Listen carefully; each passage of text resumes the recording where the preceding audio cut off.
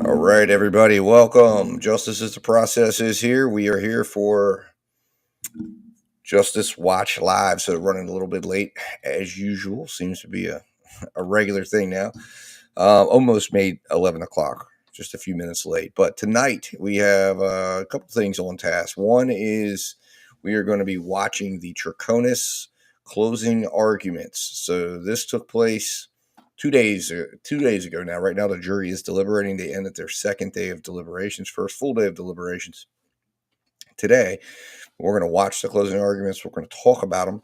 I was going to cover a sentencing hearing originally, but I decided since the Troconis closing arguments happened and I hadn't watched them, let's watch them together. We're going to run them at about 1.25, maybe 1.5 times speed because it is about 2 hours. That'll get it down to the amount of time I want. But the first thing we're going to do, as I told you at the beginning of this, we're going to take some time to respond to comments, right, in my comment section. If I see a comment that I want to bring up on one of my videos or on this live, beginning of the live, we're going to go in and we're going to address it. So there is a comment I want to talk about.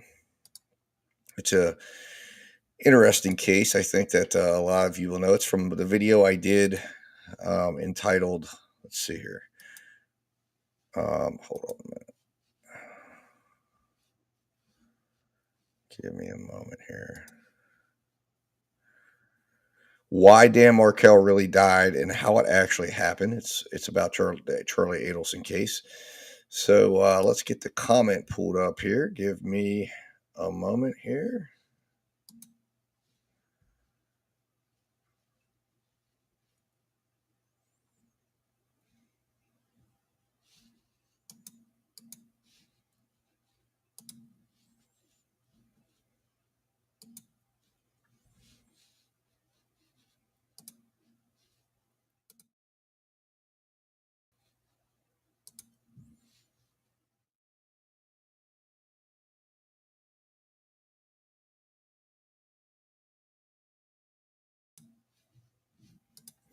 All right, so I have the comment up here. Hopefully you guys can see it. Let me make sure we can see this comment here. Well, give me a moment here. Make sure toggled a little bit. Get it up. Hopefully it's coming in pretty clear there. So the comment was, well there was one comment from 4 days ago said, I don't agree with your theory. Andelson, everyone knows. Wendy knows and guilty. So anyways, I kind of let that one slide.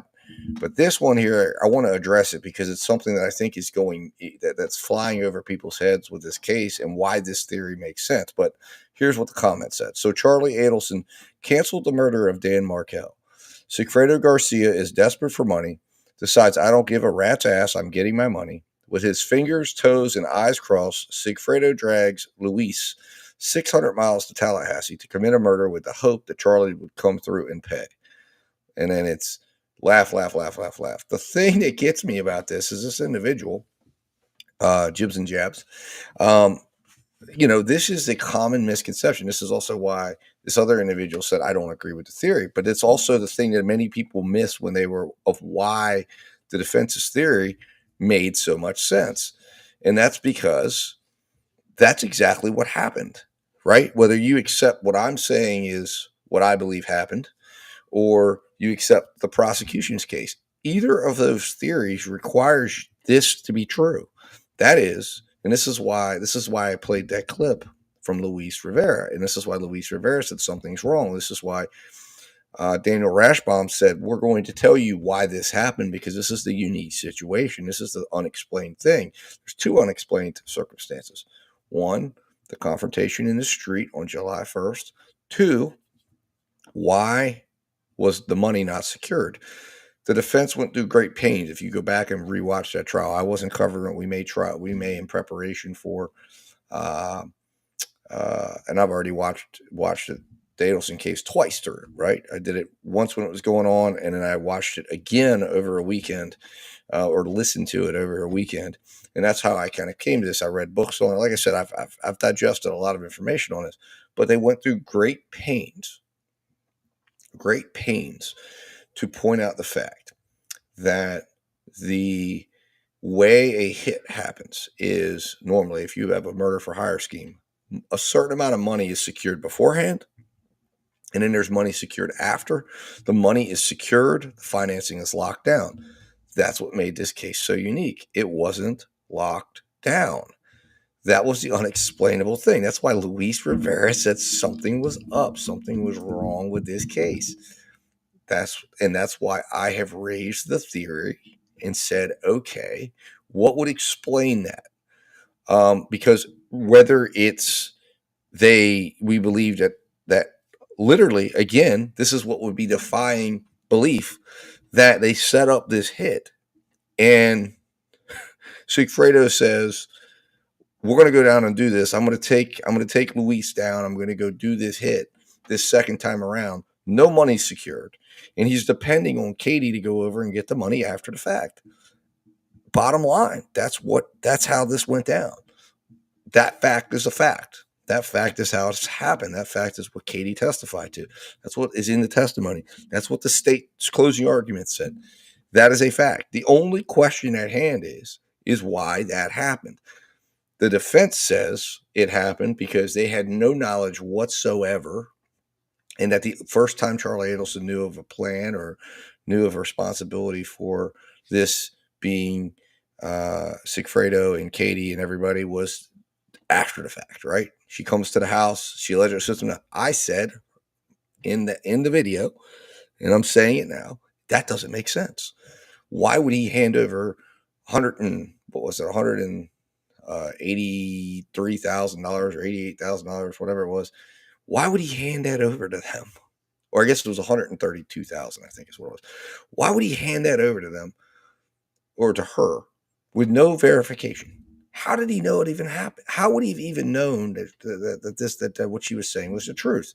The way he knew that it was the truth is because he originally was setting this thing up. He set it in motion, which makes him guilty. It makes his mother guilty if she was involved, which I believe she probably was. Now, the question would be, what level of guilt does Wendy have and Daddy have? And I raised the potential possibility that they were the ones that intervened in June and said, no, you call this thing off. I don't want it going down like this. Charlie then attempted to call it off. That's when things get complicated. Again, it's unexplainable why an individual who is allegedly in a scheme for killing someone in a killing for hire scenario would be in the street attacking him, running him down, yelling at him, and you're thinking that's the guy you're working with? No, that doesn't seem like someone you're working with. The defense used that and reversed it and skillfully reversed it, or at least tried to say that's reasonable doubt. That's reasonable doubt that doesn't make sense. It's reasonable doubt that it doesn't make sense that the money wasn't secured. Because the state chose to go after the theory in the way they did, it opened them up to that. That's why Rashbaum thought he was such a genius. That's why he told Charlie Adelson, the best thing you ever did was hiring me, because I creatively came up with a theory that presents reasonable doubt in this case, and if the jury accepts this or accepts it's possible, all they have to do is accept it's possible. It's a possible theory of innocence. It kills the entire state's case. It allows us to say that, yeah, you paid the money. That was the most damning thing that they had, was that he paid money. Well, now he says, well, I paid money because I was being extorted. They have $3,000 after the fact. Yes, he paid that. Everyone has said that doesn't make sense. Why would you be paying $3,000 to these people that just did this for you? Why would they have agreed to it? But the fact is, that's what's happening. That's what happened. That's what the financial records show. That's what the witnesses testified to. So the bottom line is there's something weird here, right? And the weirdness is not, it doesn't make sense that these people say, hey, let's do this, and then the money's not secured, nothing's in place, and they end up paying basically several $1,000s a month in rent every month. The reason why he had to pay the $3,000 a month was to stay alive. That was his stay alive money. That was because I can't trust you because you screwed me over already. You pay me the $3,000 a month, and then you're going to get me the rest. I believe there was a rest. I believe that story was true. I believe there was a figure that was quoted, and Sigfredo decided, I want that full figure. And Charlie, I think honestly said, this is as much cash as we can come up with tonight. And he said, okay, fine, pay $3,000. You tell him. I think it was already scripted out when she shows up there.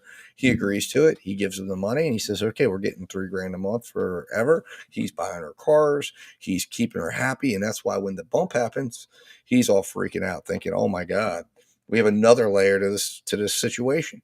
Now these people, it explains why he was upgrading and getting a camera system prior to the whole thing happening, right? And then afterwards he does, and then he ends up essentially, living kind of like a hermit in his house and behind cameras with carrying guns and getting all worried. This is why. And again, this situation, this scenario, this is what gets me, that this individual here writes this comment, right? But that's what happened. So what are they laughing at? They're laughing at the prosecution's theory as well. If that's the part you're laughing at, that's not the part we're looking at. The part we're looking at is to explain that fact that with his fingers, toes, and eyes crossed, Sigfredo drags Luis 600 miles to Tallahassee to commit an unaliving with the hope that Charlie would come through and pay. That's exactly what he did. If you believe the state's theory, no money was secured. He didn't know if he was going to pay him. He could have run off and said, "I'm not paying you." So, you know, that's ridiculous. That's why Luis, when he found out about it, said, "This is ridiculous. What the hell?" That's why Sigfredo is lying to Luis about why they're going down there to get him down there. Right? None of this is on the up and up. None of this makes any sense. That's my point. And I gave an explanation that I believe makes sense, much more sense than what the prosecution was claiming. Okay. Because that still doesn't make sense to me that these people are in a scheme or a plot together after the June attempt, right? The June attempt is what throws everybody off. Everything that happened after that makes no sense that these people are working together. And the prosecution just glosses over it and says, well, Sigfredo might not have known him. He knew who it was. Luis says they're talking about the dentist. He knows what's going on. They know what the score is. And Sigfredo is mad. Sigfredo's upset. Sigfredo feels he's being played. And he goes down there and says, you know what? I'm just going to go do this thing. And then you're going to pay me. And once you see I've done it to him, you're going to understand that I'll do it to you too. I'll do it to your mother. I'll do it to your father. I got ways to get to you. And he knew that would scare the crap out of Charlie Adelson. And that's exactly what happened. And guess what? He got paid. That's my belief. That's what I think happened. Some variant of that. I don't have it perfectly. We'll never have it perfectly. But I believe some variant of that occurred. Um, you know, um, in this case. So, all right. So let's give me one moment here.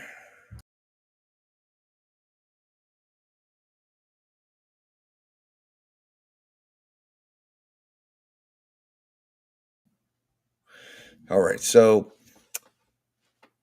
let's introduce where we're going here tonight. Now, like I said, again, um, as we're going here, this is an open show. This is not meant just to be strictly trial watching like we're going to do here. I want you to add your comments, add your thoughts. But we're introduced to a segment here of what we're going to be watching. So we're going to be watching the Michelle Troconis closing arguments. We've not watched this entire case. It's one that began when the Treehouse case began. It's been going on for almost like 30 days, 29 days, I think was today. Tomorrow will be day 30. So if that tells you how long it's been going. And then I got into the Crumley case, and then I got into the Russ case, and I just have been so far behind, I decided, you know what, I'm not trying to catch up. I'm going to cover these other cases. But I decided, you know what I like to do sometimes with cases is listen to the closing arguments, because that's the arguments of what the evidence showed. Now, of course, I don't know what the evidence actually showed. I'm going to be listening to the arguments from each attorney on what they say it showed. And then I'll offer my opinion based on the closing arguments. I understand it's a limited opinion. I want you to offer your opinion. I'm going to try to put up a little poll here when we get closer to the end. Guilty, not guilty. And then, of course, we'll cover the verdict in a subsequent show once it goes down. But let's see here. Let me get this pulled up here.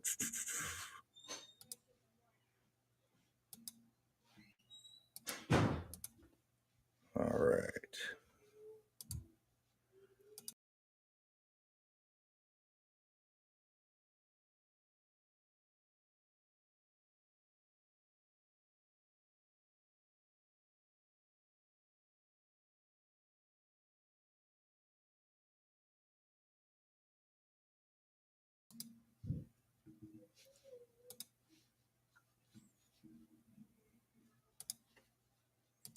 All right, and this is courtesy of Fox 61 out of Massachusetts, I believe, or New Hampshire, wherever this trial's at. This is up north. I know that. I can't remember specifically. I believe I want to say it's Massachusetts, I think, or it's New Hampshire, one or the other. We'll find out here. Let me see if it's anywhere. I think we'll find out at some point. I'm sure it'll get mentioned. But regardless, essentially the background on this case is that Michelle Troconis she is charged with helping her boyfriend, uh, Fontes, I believe his name was Fontes Doulos. She was accused with helping him dispose of the body parts and of his wife. Allegedly, she was chopped up in his garage, and they deposited it all over Boston, I believe. So I think it is Massachusetts. But they drove all over, and of course, up north in these cities up north, there are cameras everywhere. So she was captured on camera driving around, disposing these bags of bloody clothes and bloody items and whatnot. Now, she has never been found. She has, and her body's never been found. So, therefore, she was declared dead by a judge. So, the state had the burden to prove, number one, that she was dead in this case, which is a unique situation that you don't have in most cases. But they had to prove she's dead. And then they had to prove how she died, and then they're going to prove that she assisted in that. Now, Fontes Doulos, he actually committed suicide. He unalived himself. And let me say that to be clear of the filters on YouTube. He unalived himself out on bond. So he was arrested. He was released on bond. He was a millionaire contractor. That's why he was able to post bond, and he unalived himself instead of standing trial. So that's the setting here as we roll in here to listen to these closing arguments. So like I said, we're going to set this to, we're going to start out at 1.5. If that's a little fast, let me know in the comment section if you tune in here. Otherwise, I'll keep it there. If I think it's a little fast, I might back it down to 1.25. But like I said, it's about 2 hours worth of closing arguments. So this will take us down to probably about 90 minutes, which is about what we want the show to go for 2 hours. Add your comments. If there's something you want to, I may stop and talk about something if I hear something in the middle. Like I said, this is meant to be a more interactive show here. So let me know if you have thoughts or things or whatnot on the case as we're going through here. So with that aside, let's start watching. Yes, Your Honor. Good morning, ladies and gentlemen. Good morning. The court will explain how the proceeding will be scheduled today. Today is scheduled for closing arguments. Each side will have 1 hour to present their closing arguments. The state will have 1 hour. However, the state will have an opportunity to divide its argument into 2 parts. So the state will argue first, then the defense. The defense will have no second opportunity to argue, and the state may then close its argument. Are the parties ready to proceed? Yes, Your Honor. Attorney Manning. Thank you.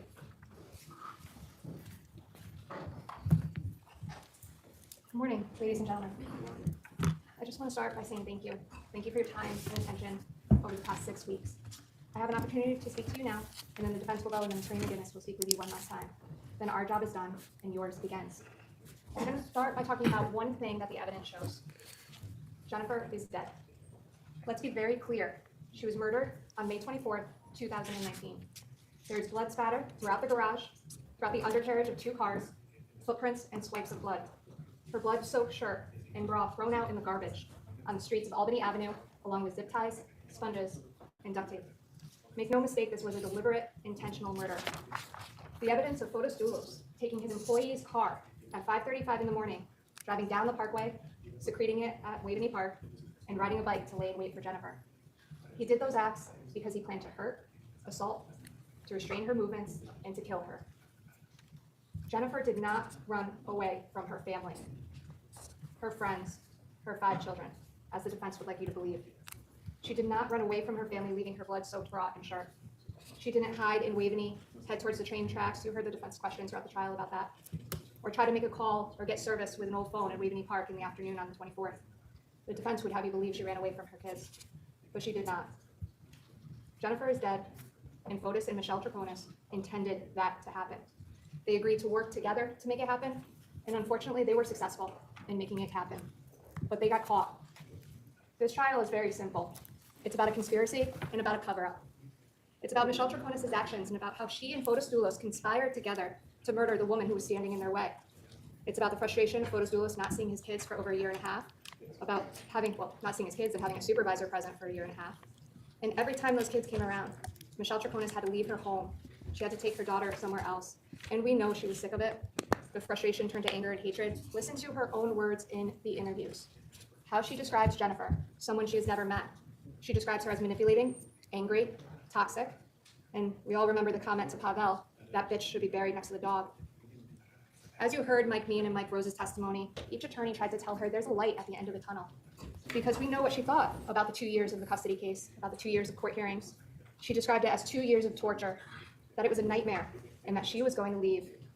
But that light at the end of the tunnel, I submit to you, wasn't another court hearing, because there was a court hearing, and nothing changed. As of Wednesday, May 22nd, Fotis Doulos still had to have a supervisor present. Nothing changed. So they were gonna make it change. After all, why would they be toasting at a dinner party on May 23rd? Why were they happy, excited, if nothing had changed? Because they were going to make it change the next morning. The defendant and Fotis Doulos conspired together to commit the crime of murder of Jennifer Doulos. That is count 1. The elements that comprise the charge of murder are an agreement, that the defendant specifically intended to agree with Fotis Doulos, and that agreement was to engage in conduct that constituted the crime of murder. That's intent to kill and do kill. That there was an overt act in furtherance of the conspiracy. Why did we spend so much time on Fotis Doulos the past 6 weeks? Because that's an overt act. And there's an intent requirement. The defendant had the intent to commit the crime of murder.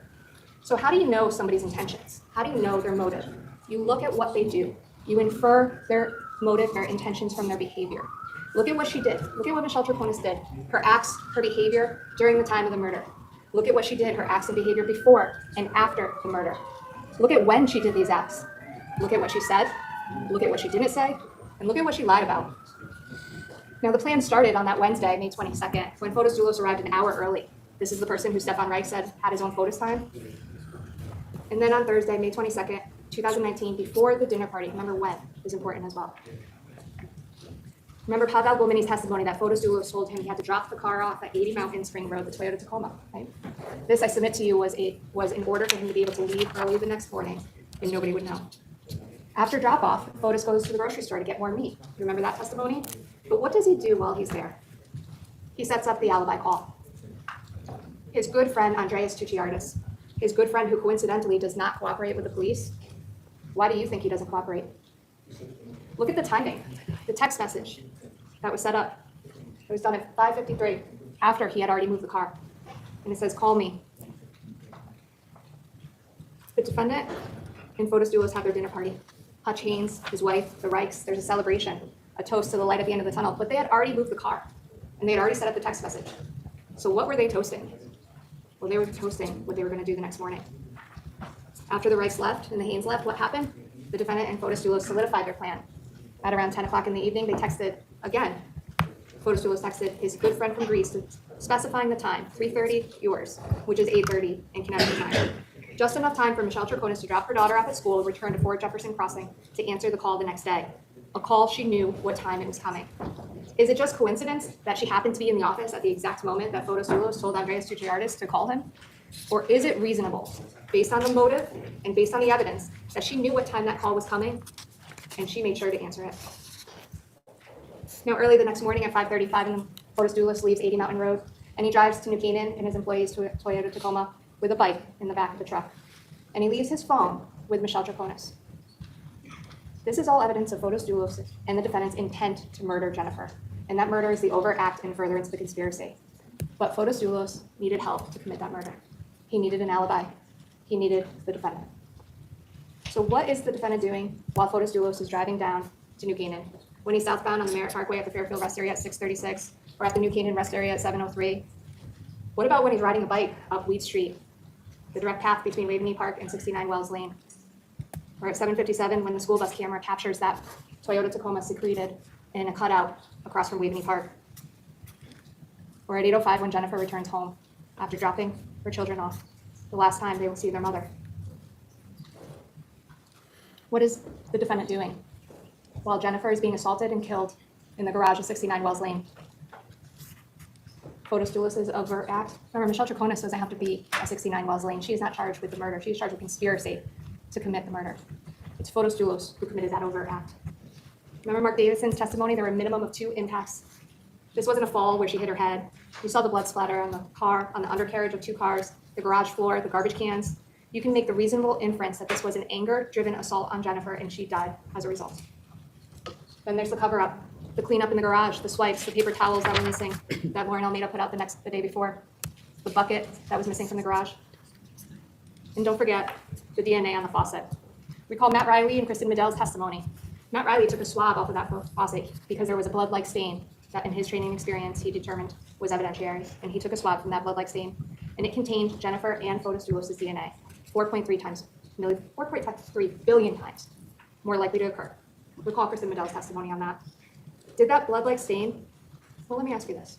Did that blood-like stain with Fotis Dulos' DNA come from a cake 2 days before? Or is it more likely that he missed the spot? After he is done cleaning up the garage at 10:25, Fotis drives the Suburban away from 69 Wells Lane. At 10:30, it's in the same direction en route back to Waveney Park, where it is later found by New Canaan PD with the battery dead and the car in reverse. Drives back to Merritt Parkway. Remember Trooper LeBeau's testimony? You make the call. It's your opinion, your memory that controls. But I submit to you, this is a bike in the back of his truck. And don't forget the Tour de France imprint on the tape that was found out of Hartford. During this entire morning, Fotis Dulos doesn't have his phone on him. Why wouldn't he want his phone on him? Well, there's 2 reasons. 1, he doesn't want his location tracked. I think that's a reasonable inference you could make. But 2, he needs somebody to manipulate it. He needs somebody to manipulate it at 4 Jefferson Crossing so it looks like he is home, so it looks like he's taking a shower, so it looks like he is in the office, so it looks like he is answering calls. We all know who that someone is, Michelle Troconis. Look at all the text messages that were not answered that morning, and all the phone calls that were not answered, except for one, planned one. Make no mistake, she knew exactly what she was doing when she answered that phone. How do you know? It was planned, the timing, but also, she doesn't talk about the call at all in her first 2 interviews. After all, the call is not on her alibi script, and make no mistake, we call them timelines, but they are alibi scripts. That call is not on her alibi script. A lot of other calls are, but conveniently that one's not on it. It's on Fotis's. After all, it was supposed to be his alibi. Are all those things consistent with the defense's theory that she didn't know anything? I submit to you, they're consistent with one thing, her guilt. By the way, at 10:25, when Fotis Dulos is driving Jennifer's Suburban to Waveney Park, Fotis' good friend, the one who called at 8:26, coincidentally, sends this meme. Good choices. A, you can spend the rest of your life with your wife. Why is he sending that meme at that time? Coincidence? Or does that just show the intent behind that 8:26 phone call? User manipulation. Mike Clark testified that when somebody manipulates the phone, they turn it, they unlock it, it gets recorded. Now, the only person who could have reasonably manipulated Fotis Dulos' phone that morning is Michelle Troconis. There was some evidence of Cat Mawhinney. He came to the office at 7:21 and 8:41. But the phone was manipulated before 7:21, before he arrives, and it was manipulated after he leaves. The defendant is the only person who could have reasonably manipulated that phone, and the only person who had reason to manipulate that phone. At 6:44, the phone is unlocked. 6:45, 6:46, it's turned. Orientation change, 7:01. 7:01, the phone is unlocked again. 8:07, unlocked again. All this while he is en route in the Toyota Tacoma and on the bike and in the garage. At 8:26, she answers the call and puts it on speakerphone. At 8:31, it's unlocked again. Not good so And far for at Troconis, I'll say 9:03, that. after Cat Mawhinney leaves, it's unlocked again. This is the conspiracy. Now I want to talk about the cover-up. There are multiple charges, but as I said, this is simple. It is all connected. Because the acts and behaviors of what she did, what Michelle Troconis does before, during, after, and the statements, the omissions, and the lies are all what we call circumstantial evidence. And they're all circumstantial evidence for each and every charge. What I'm missing here is After how all, do you don't they shake know hands and plan a he murder would if have someone known didn't what do he it. was doing at that time? Look at the cleanup between 12:22, when the Toyota Tacoma returns, and 7:10 prior to driving to Albany Avenue. These acts go hand in hand with counts 1, 2, I mean, and she 3. could have The Toyota returns at 12:22. theoretically been And then the defendant and found Fotis the Dulos phone both and go to been 80 like, Mountain Spring hey. at approximately 1:35. And from Picks 1:35 it until up. 4:58, when Pavel Bomini shows up, No. Fotis Dulos never leaves 80 Mountain Spring Road. For 3.5 hours, he never leaves an empty property. It is reasonable to assume that he needs that amount of time to clean the Tacoma and to prepare the garbage bags for Hartford. Michelle Troconis admits in her own interviews that she went back and forth to 80 Mountain from 4 Jefferson Crossing that afternoon, but she says she only did it 2 to 3 times, depending on which interview you watch. So look at her interviews. She omits and lies about things only when they're incriminating. There were 5 trips that day, not 2 to 3. Trip 1, 136 to 141. She stays at 80 Mountain Spring Road for 5 minutes before returning to 4 Jefferson Crossing. Trip number 2, 201 to 224. She returns to 80 Mountain Road, stays for 23 minutes before returning to 4 Jefferson Crossing. And trip number 3, at 355 to 404, she stays for 9 minutes. What is she doing between trips 2 and 3? Between 224 and 355 when she is alone at 4 Jefferson Crossing? She's burning something. Then she's not burning something. And then she's burning something again. Remember, there were 3 separate fire events, ladies and gentlemen. This is 2 of them. And she is alone at 4 Jefferson Crossing while the fire is going on. How do we know that she's alone? We don't see any other cars leave 80 Mountain Spring Road. Her own admission in her interviews for driving the Jeep in the Suburban, and Photos Doulos' phone location. Mike Clark's testimony, it stays at 80 Mountain Spring Road during the time of those fires. Now we go to trip 4. Michelle Troconis goes back to 80 Mountain Road. She stays for 35 minutes between 4:23 and 4:58 when Pavel Guomini shows up. Then Pavel Guomini leaves, Michelle Troconis backs out of the driveway, and Photos Doulos leave. They all leave together. And at this moment, she takes the keys to the Toyota Tacoma to prevent Pavel from taking the car for the weekend. After all, they need more time. They haven't gone to the car wash yet. Look at her alibi script. Look at her interviews about what she says and doesn't say about the keys. But Pavel's insistent he wants his truck for the weekend. He wants that motorbike. So she has to return the keys. And she stays for 4 minutes to return the keys. And she goes back to 4 Jefferson Crossing, and we have a fire event. These acts, including her statements, are all circumstantial evidence of her agreement to conspire with Photos Doulos to murder Jennifer and to tamper with evidence and being an accessory to tampering with evidence. When I talk about tampering, I'm going to combine counts 2, 3, 4, and 5. Counts 2 and 3 have to do with May 24th and the events at Albany Avenue, and counts 4 and 5 have to do with the Tacoma and Russell Speeders on May 29th. The elements the state has to prove for conspiracy to commit tampering is the agreement with Photos Doulos to commit the crime of tampering. Tampering itself is knowing a criminal investigation is pending, and I submit to you that it is a reasonable inference a criminal investigation is going to commence when you commit a crime like murder. And that evidence was tampered with. In counts 2 and 3, that is very simple. That's all the items that came out of Albany Avenue. Jennifer's bra, her shirt, the zip ties. And for counts 3, 4, and 5, that's the Toyota Tacoma. There has to be an intent to deceive, and there's a clear intent to deceive, to destroy evidence when you throw it in a garbage can on Albany Avenue, or when you take the vehicle you used to commit the crime to a car wash and ask for 2 extra details on the interior. The overt act, well, here, straightforward, the defendant traveled with Photos Doulos to Hartford to dispose of the evidence, and you specifically intend to enter that agreement and commit the crime of tampering. She's also charged with being an accessory to tampering. Accessory requires simply that you intentionally aid Photos Doulos in tampering with the evidence. This is both for Hartford and Russell Speeders. And what did the defendant and Photos Doulos do next? It's all very clear. It's on video as C4. Please watch the C4 videos again. I'm not giving enough time to show them to you, but I am going to draw your attention to one of those videos, specifically the Albany and Blue Hills camera. It's also on Adams Street at around 7:40 When you watch this video, notice the simultaneous actions of Photos Doulos and Michelle Troconis.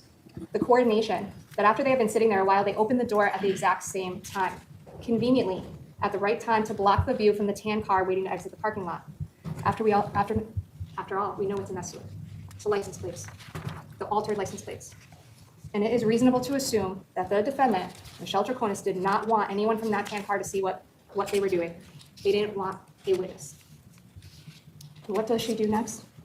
At this exact moment, she opens her door. Well, she says it in her interviews. She wipes gum off of her hands onto the city sidewalk. Is that reasonable? Or is it more reasonable that they didn't want anybody in the tan car to see Photos Doulos dispose of those altered license plates in the sewer? Coordination, conspiracy, and intentionally aiding. After all, who uses a city sidewalk to wipe their hands? As for the evidence that was tampered with, you have them. The license plate, the bloody ponchos, the gloves, the tool, the bloody towel, the mop, the zip ties that were cut, and her shirt, and her bra sliced down the middle. Don't forget the bag that contained the defendant's DNA on the opening.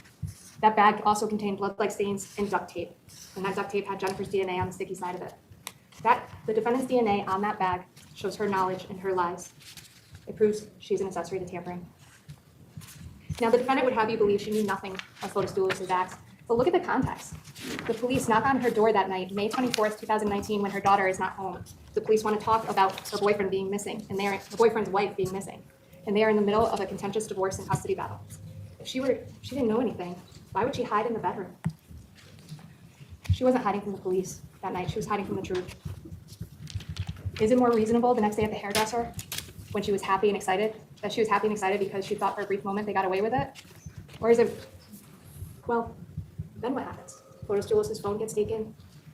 He can't get the kids that weekend. The plans they set in place, they start to crumble. She knew what was going on, ladies and gentlemen. Do you remember her joke in the interview? She made a joke about the fact that she said maybe she can have sex with Fotis while she's in jail, or he's in jail. Watch the interviews again.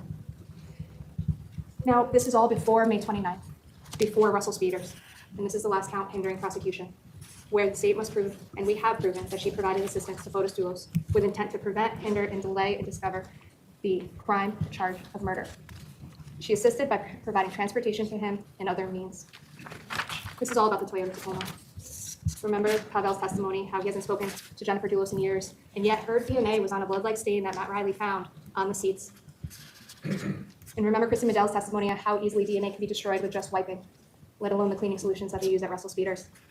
The defendant provided assistance and aid to Fotis Dulos on May 29th, 2019. She followed him to Russell Speeders that day in her rented Yukon. Fotis Dulos put down her phone number, and they left the car wash together. The defendant got the call that the car was ready, and she went back and went to the bank with him to pick up cash to pay for it. And she was with him to pick up the car.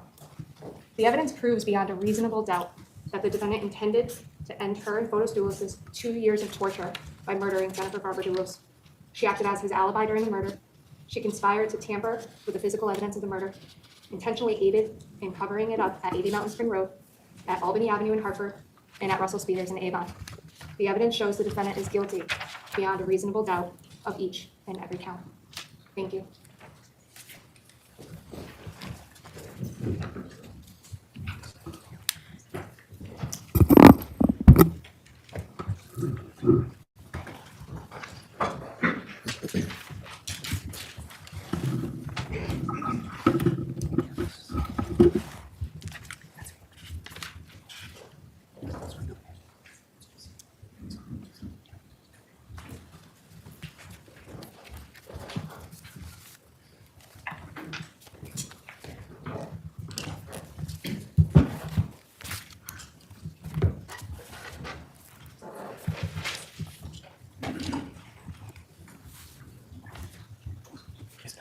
Is that screen?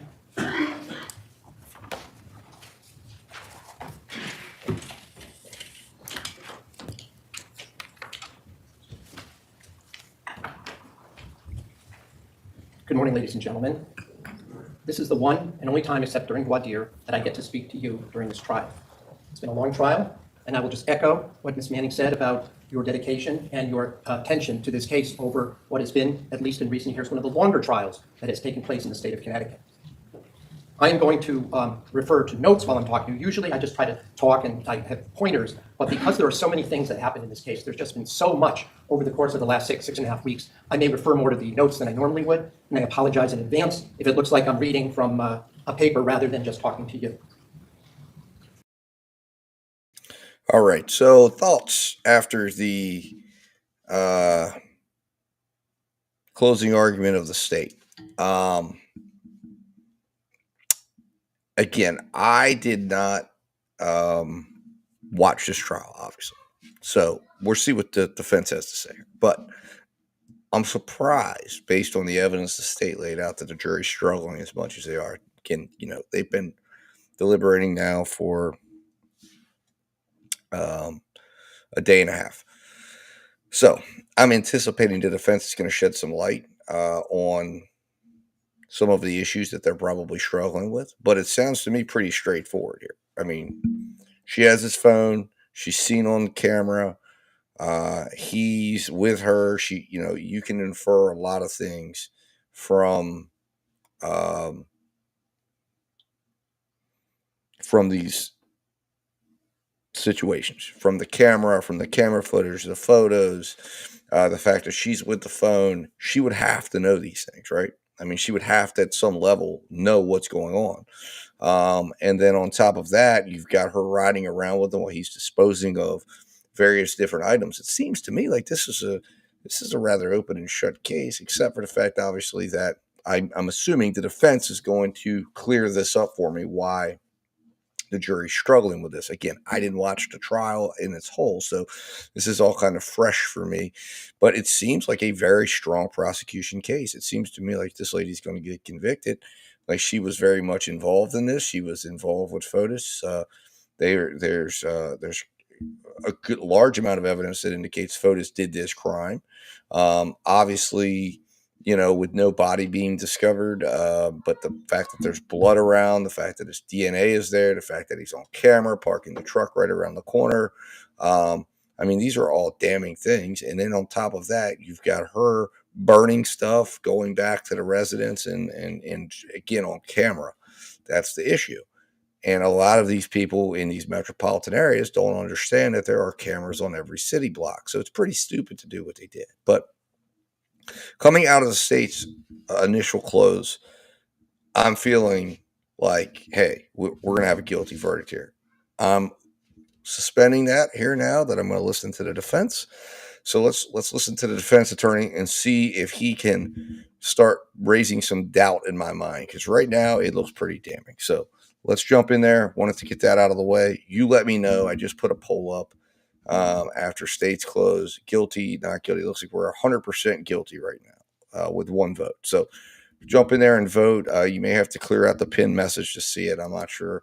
But jump in there and let your vote be known as we get into the defense close.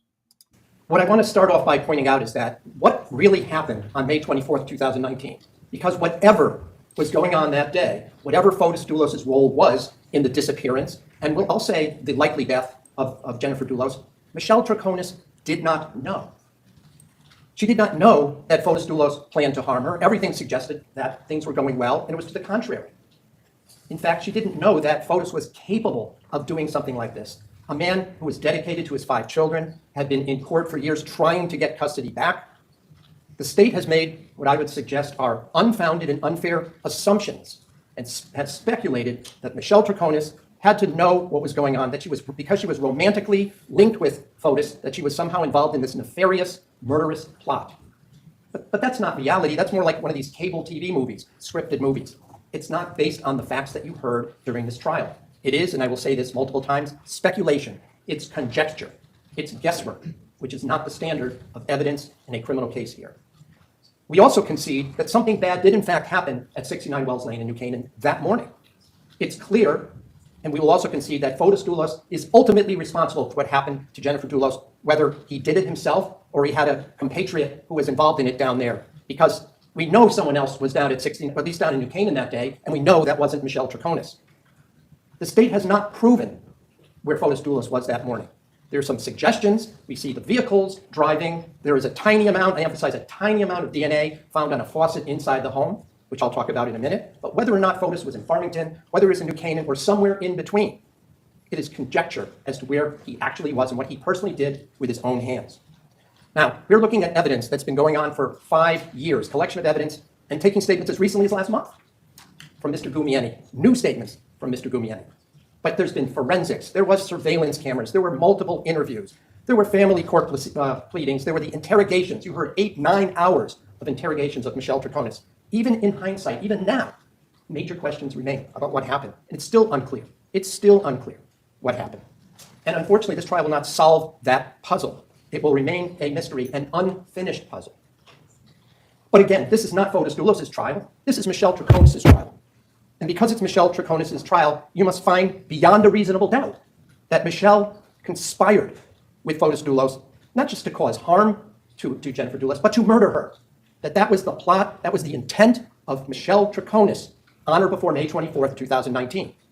Then you have to find beyond a reasonable doubt various elements that Michelle was part of a plot to get rid of evidence, some microscopic, some in opaque garbage bags, but that she knew what was in it, knew its purpose, and what she did was the same exact intent as whatever Fotis Doulos had planned. But again, part of what you have to prove here, and what the state has to prove, what you have to find, is that Fotis Doulos murdered his wife. The criminal information, which you will have, states specifically that Fotis Doulos assaulted his wife and restrained her and intended to kill her. Again, there's no evidence of that. It's speculation as to who actually did that, as to any of that, for that matter. And no matter how you view this evidence, even in hindsight, 5 years later, there is nothing to suggest that Michelle had any clue about what was going to happen in New Canaan on May 24th, 2019. More importantly, there's nothing to suggest that Michelle would even think that Fotis was capable of doing anything like that. Again, Michelle simply did not know. Now, we can talk about what Michelle did know about Fotis Doulos. We can talk about his life before June 2nd, 2019, when Michelle was, after her arrest and being brought before the police and being interrogated for that first time. This is the Fotis Doulos that Michelle had met down in Miami. It was very different than the one that the police were describing to him and what the police had learned from Jennifer's family and what they knew about Fotis Doulos. Michelle met Fotis in 2016 at the Miami Water Skiing Club. Both were members, both were competitive water skiers. They both had children about the same age, and the children became friends. You heard from Lauren Almeida about that. Fotis introduced the babysitter. He introduced his children. And at some point, Michelle fell in love with that man. He was an outgoing, fun-loving father, successful businessman with a high-end construction of homes business, a competitive athlete with similar interests to her. Obviously more similar interests than has been testified to that Jennifer Doulos had with Fotis. But she was also told, and you heard this from many people, that they were working towards an amicable, friendly divorce, that everything was going to be fine, there was going to be legal separation and an amicable divorce and custody. In September of 2017, Michelle did move to Connecticut with her young daughter. She enrolled her daughter in local schools, made her own friends, engaged in her passion for water skiing. She traveled. She helped work on her daughter's athletic interests and her sports training. But more importantly, she also had her own business. You heard from several people she had an import rug business that she was selling in local Farmington Valley stores and to individuals. But Fotis always showed the side of him that he wanted her and others to see. He hid things from Michelle just like he did from his friends and from his employees, including Pavel Gumieni. He did that for years. Even Lauren Almeida, who used to work for him, who considered him a mentor, didn't believe it when Jennifer suggested to her that Fotis was having an affair. He was good at hiding what he was really up to. Now, in 2019, we just heard that from the prosecution, there were some strains in the relationship between Fotis and Michelle. Just like Fotis, you heard, was lying to her. He was storing other women's phone numbers in his phone. He put some of those names in the Greek language, which she didn't understand. And she was upset, thinking that he was communicating with other women, but using men's names to hide that fact. They were written in Greek, and Michelle didn't know any Greek. She had already talked about moving to Colorado with her daughter after the end of the school year. And it also looked like at the end of April, the custody fight was about to end. There was a favorable report. Everyone said that report was favorable to Fotis Doulos and that he was going to look forward to spending the whole summer with his children. That was discussed not just with the lawyers who talked to Michelle, but it was also discussed with his friends and those that knew him well. They were, quote, moving in a positive direction, unquote, starting at the end of April. And according to Michelle's interviews with the police, she also thought everything seemed good by May. Everything was consistent with the testimony by friends, his coworkers, his employees and former employees, and especially the lawyers that you heard from, Mr. Meehan and Mr. Rose. This nefarious plot under those circumstances makes no sense. Why then? Why at that moment is he going to then plot with his girlfriend to kill Jennifer? Even in hindsight, that doesn't make sense to any of the people that you heard from. None of them. Let's talk a little bit about Pavel Gumieni. His name came up very briefly in the state's argument. Mr. Gumieni saw Fotis every day practically during the week for years, for a decade even before he worked for him. He came into that business, worked with him, talked to him, knew and liked Jennifer Doulos, helped her move down to Fairfield County without Fotis knowing it. He didn't want to upset Fotis, so he was actually helping Jennifer move her belongings out of the house without tipping off Fotis that she was doing that. But what else do we know about Pavel? Even after Fotis Doulos was seen or believed to be cleaning his Tacoma, he had told Michelle that Pavel intended to sell it, and he told Pavel to find a replacement for it. He also told him to replace the car seats in that Tacoma. Remember, Pavel Gumieni was combing junkyards up in the between Waterbury and Hartford, looking for new seats. Fotis told him to call seats, if he called him on the phone, hardware. What is this, some kind of spy code? Why would Fotis tell Mr. Gumieni to not refer to it as seats, but hardware? Who would be present at that point? Michelle or perhaps other employees? He didn't want them to know. Then you saw the picture. He took the Porsche seats, took them out of the Porsche, put them in his vehicle, but in such a haphazard way. You saw that picture. They're being propped up with a bucket. He's driving now his Tacoma with a bucket holding a sports car seat in his pickup truck. Despite all these red flags, doing all these things, after Fotis told him he wants him to do this because there may be some of DNA of Jennifer in his vehicle. He does it anyway, even with full immunity from prosecution, which the judge will talk to you about. He still insisted to you in questioning that he did not believe that Fotis would harm Jennifer. Even after, as long as a reasonable explanation was given to him as to why he should do these things, he believed that. And he went along with it. He knew more than Michelle did, and he still did his bidding. There are those people that came to the house the night before, May 23rd, 2019. You have Steph and Beth Wright, you have Hutch Haynes. All of them talked about what a wonderful evening, happy evening it was. They talked about there was no bad mouthing of Jennifer at all. If you remember, Beth Wright, who is a domestic violence counselor, that's part of her job. It's one of her jobs.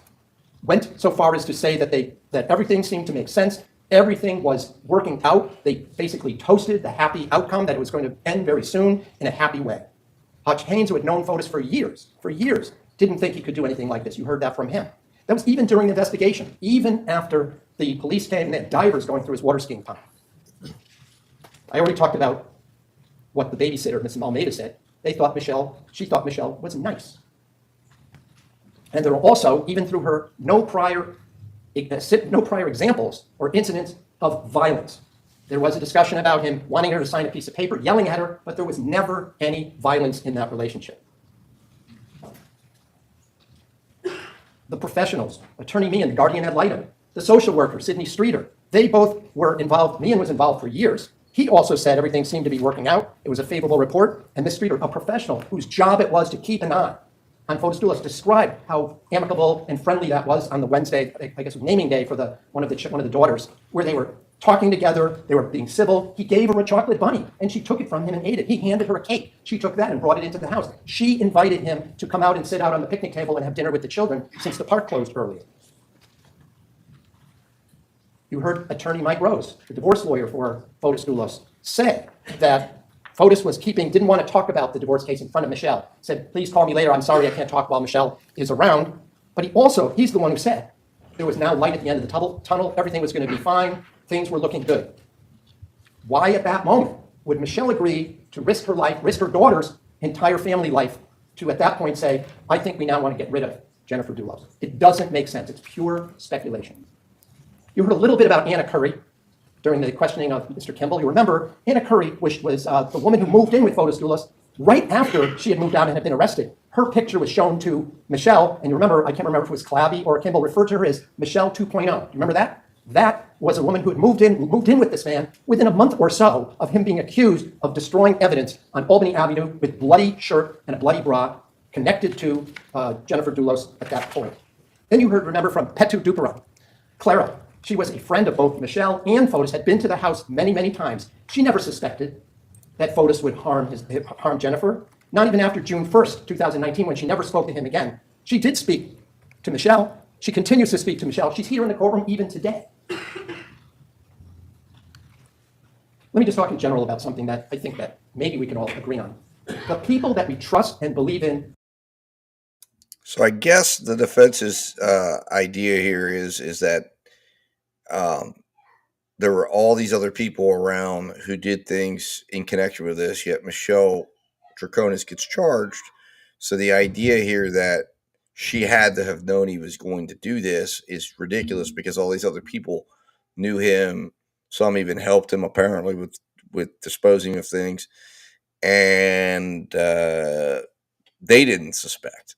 So I guess that does raise a reasonable doubt to say, but the difference is, those people are not sleeping in the same home as Dulos was, or as Fotis Dulos was. Those people didn't wake up on the morning this happened and have his phone. So that's a problem. I mean, those people had a degree of separation. So at least, I mean, it obviously raises a reasonable doubt. So he's doing a good job here, and I guess that's why they're struggling, because it creates a doubt. And, and if there's even one doubt to the element of any of these charges, and he's raising the doubt as to whether or not she would have known this is what he was going to do, that maybe she knew he was going over there to confront her or talk with her, but she just didn't know he was going to go over there and unalive her.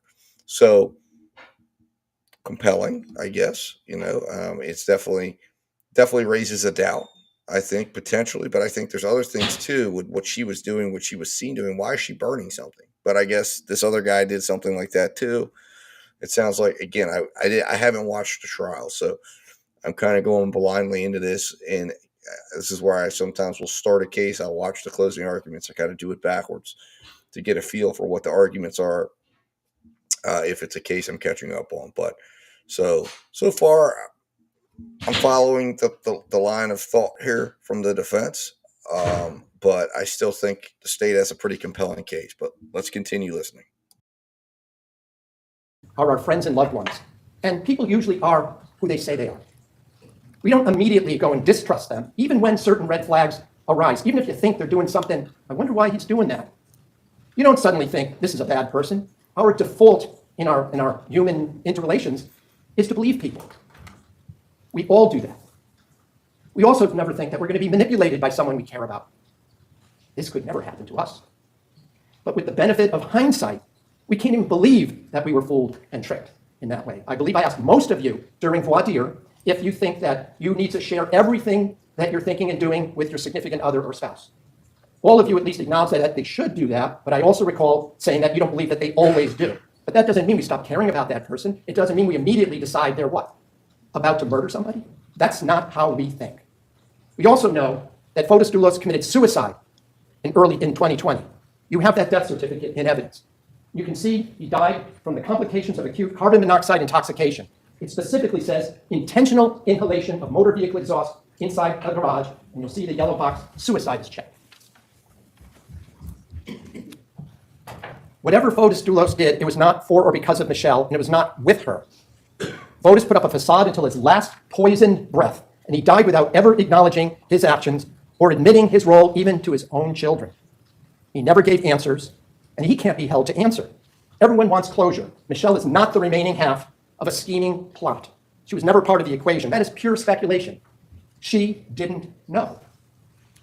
Most of this trial has been about Fotis Doulos in absentia. You heard about the fingerprints. You heard about the blood. You heard about the DNA. You also remember that the biologist Anna Valonis said that these KM tests, these so-called screening tests, they only suggest the possibility of human blood. It's a place for them to swab. And the suggestion by the prosecutor that, well, there's some DNA on the faucet, and we should assume that means that Fotis Doulos was in the house. Remember, it was a mixture between Jennifer Doulos' DNA and Fotis Doulos' DNA. It's the only place in the house. Why would his DNA be there other than she took chocolate from him, she took a cake from him, the children all had touched his hair, they were playing basketball with him, and where else would they wash their hands before dinner but on the faucet in the kitchen? So a small amount of DNA appeared there, and it just stays there. It doesn't go away. In the same way, you heard Mr. Gumieni admit that Jennifer Doulos had been in his truck before. You want to know how a tiny bit of DNA gets, remember, on the underside? Not on the seat, but on the underside? It's because someone had sat in that seat. It was not blood. Those were sponge rubber seats. The state is asking you to speculate that there is evidence where there is none, but the absence of evidence is not evidence. You can't infer facts in a vacuum. 0 times 0 equals 0, basically. You wonder how much blood would have been there if only Fotis had not taken out a car mat that was never found in the Suburban. How much blood would have been in the Tacoma if it hadn't been brought to the car wash? How come there was nothing in the Cherokee that maybe Michelle was driving and not Mr. Gumieni? There was nothing in the Cherokee because there was nothing to find in the Cherokee. What might have been discovered at 80 Mountain Spring Road if Michelle and Fotis hadn't done a little cleanup for a showing that we have proven happened the next day of that house? Let's speculate. The state would have you speculate about a smoke coming out of a chimney in the fireplace in the house. Unfortunately, it's in black and white. The original is in color, but that's the best we could do for today. You were shown a couple of videos. 2 of them are within minutes of each other. Remember, that's a motion-activated camera. So to suggest there were just 2 times when there's smoke coming out of that chimney is unreasonable. It's unfair, and it's misleading in many ways. Police continue to investigate. They continue to assemble evidence. They went to Albany Avenue after learning that Mr. Doulos' phone had pinged on a cell tower on Albany Avenue, and they got the C4 cameras that showed him, not Michelle, putting garbage in black, opaque bags in various receptacles. 3 receptacles. Not 6, not 30. Now, the state is asking you to evaluate in hindsight that she must have known what was in those bags. They were on Albany Avenue. She had told her they were going to Starbucks, but they went past Starbucks. Now, I believe the map show it's about 1.5 miles past where the Starbucks is. But he told her, well, I just have to get rid of a few bags here. She told the police that he'd done that before. Contractors, think about it. When you build a spec house, you heard that from Mr. Wright. You build this house, you hope to sell it. It's not for a particular customer. But if you have to buy another dumpster, if you have to rent another dumpster, that comes right off the profit. It comes right off the bottom line. So how many builders drive around and go to public locations and dump trash in receptacles that aren't their own? Especially since Friday morning, you already now know, was garbage pickup in that part of Farmington. But what do we know today that we didn't know then? We know that Jennifer Dulos missed her appointment with a Dr. Geronimus that morning. We know that she was supposed to be in New York, that her children and the babysitter had already gone to New York. The call came in at 7 p.m. to the New Canaan Police Department that Jennifer was missing. They went to the house, they noticed something that looked like blood, and that's when the investigation began. Teams of investigators from multiple agencies took part in this investigation. They went through every point and every part of the garage at 69 Wells Lane. They found obvious signs of violence, and they were working against the clock. Now, at 8 p.m. approximately, they found the Suburban parked on the side of Waveney Park. It had not been seen since 10:30 in the morning. Where was it? You saw school bus videos from Lapham Road. You don't see any time when that Suburban is sitting there or parked there. Now, law enforcement learned about Fotis from Jennifer's friends, that he was manipulative, that he was volatile, he had a years-long custody battle going on. Michelle, yes, was in the Raptor when he dumped those garbage bags on Albany Avenue. And the police thought Michelle knew what was in them, but she didn't know. And there's no way you could see without X-ray vision what was in those bags. Incidentally, they found nothing at 80 Mountain Spring Road. There was a coffee cup that was noted in the recycling bin in the garage. The one thing that might have had evidentiary value, remember what Detective Sergeant Pearson said, they found nothing of evidentiary value. She noted the coffee cup, but she didn't take it. Would that not at least be consistent with what Michelle said? Fotis told her he dropped coffee, spilled coffee, and that's why he was cleaning up and he needed some paper towels. But see, that doesn't fit the prosecution's narrative, so they didn't even collect that as evidence. So Michelle was handcuffed. She was taken down to New Canaan, 80 miles away from where she was after she gets kicked out of her house. The police accused Fotis at that time of doing something that she thought was impossible. And they accused her of helping him without proof. They repeatedly said that to her. You saw she was tired. She'd been arrested in the middle of the night. She was cold. She had a blanket wrapped around her during the questioning. But they told her that Michelle didn't know the real Fotis. They knew things about him that she did not, and that he used her. They told her she needed to tell them multiple times where Jennifer was. They threatened her. They scared her. They lied to her. All permitted under Connecticut law. They told her she was going to lose her daughter, her family, that if they found the body, she was going to get charged with accessory to murder. She kept saying she didn't know, a dozen times, maybe more, but they didn't let up. There's no evidence to suggest that Michelle, who had traveled the world, had competed nationally and internationally in sports, and suddenly wanted to be a full-time mom to an additional 5 children who had just lost their mom. She had her own family. She explained that to them. She had a large and loving family. She had her good relationship with her daughter. Even the police admit in those interrogations that she was on the phone and listening. There was family discussions going on with her mom, with her sisters, all while supposedly helping dispose of evidence of a murder. Michelle wasn't trying to replace anybody. She didn't want to be these children's mother. She loved these children. She liked these children. But that's a far cry from wanting to replace their mother. Yes, there was a toxic custody battle, but she thought things were working out in her favor. I'm going to talk about the timeline very briefly. You remember that Jacob Peitranker is the one who suggested to Fotis, in Michelle's presence, that he write a timeline. That's when she found out that he'd even been at Jennifer's house that previous Wednesday, a couple of days earlier. She was mad that he had lied to her about that. She was mad that he didn't tell her that he had been to that house. And she was angry because she thought everything was working out through the court process. But he was lying to her even about that. If you give any credit at all to Mr. Gumieni's revelation that Michelle made a disparaging comment about Jennifer about a month earlier, I remind you that this is a man who was given written immunity and he was given verbal immunity before that.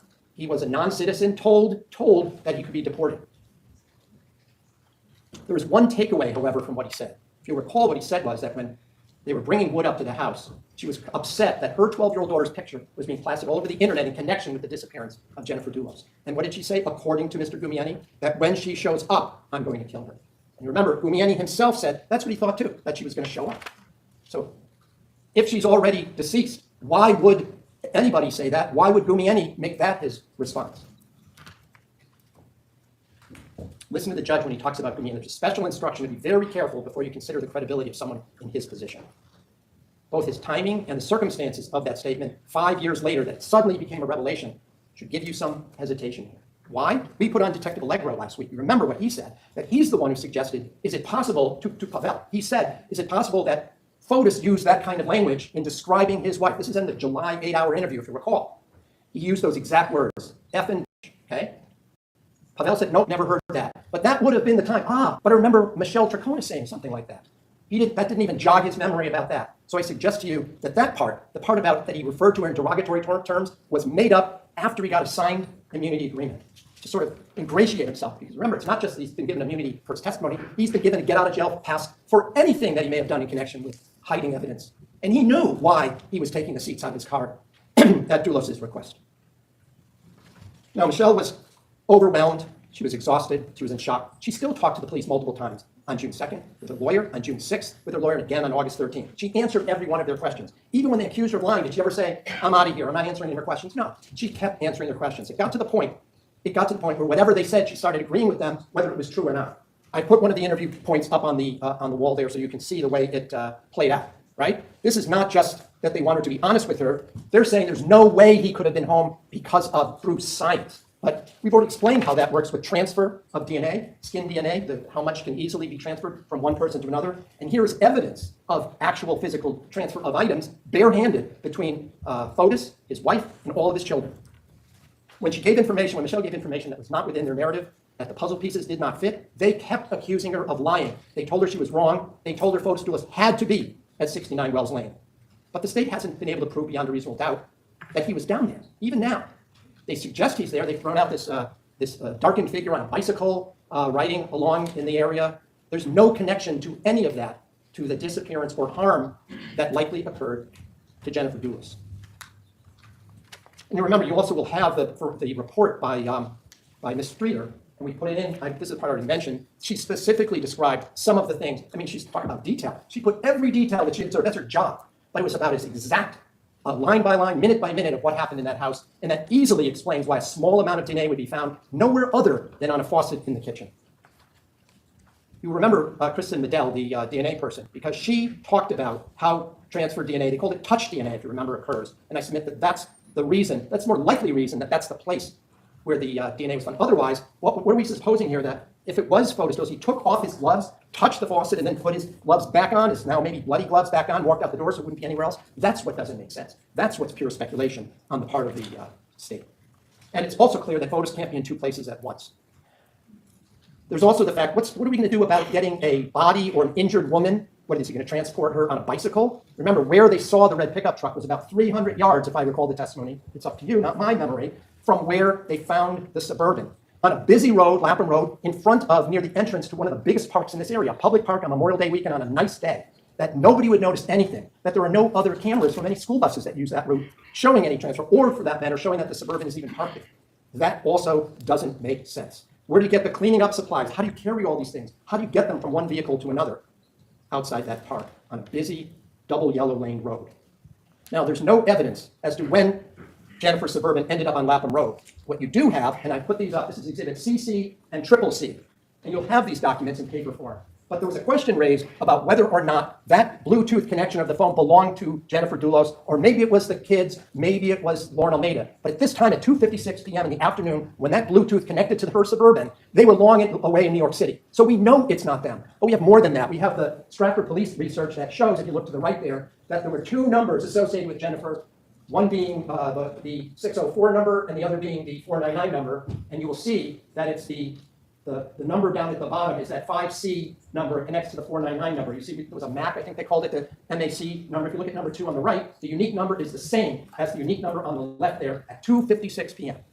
There's also the report, remember, by Mr. Knuth, the forensic guy from the lab, who talked about this as well in a letter to Detective Kimball. So they knew this all along. They just didn't pursue that at all. Incidentally, in just response to something that the prosecution said, I'm not claiming that Jennifer went through the woods and got on a train. I'm suggesting that when they followed the scent, somebody followed the scent with a dog, and it ended at the train platform at Talmadge Hill Road, the Metro North. So they didn't follow up with that. Did you hear anything at all about checking the train schedule, or maybe looking at cameras from the trains whether somebody ran off that way after being in the presence of Jennifer? Now, Michelle did not push back when the police told her she was wrong. She asked them what they wanted her to say. And maybe she was wrong, even when she wasn't. Even when she was helping and trying to be truthful, they told her she was wrong if that didn't fit their narrative.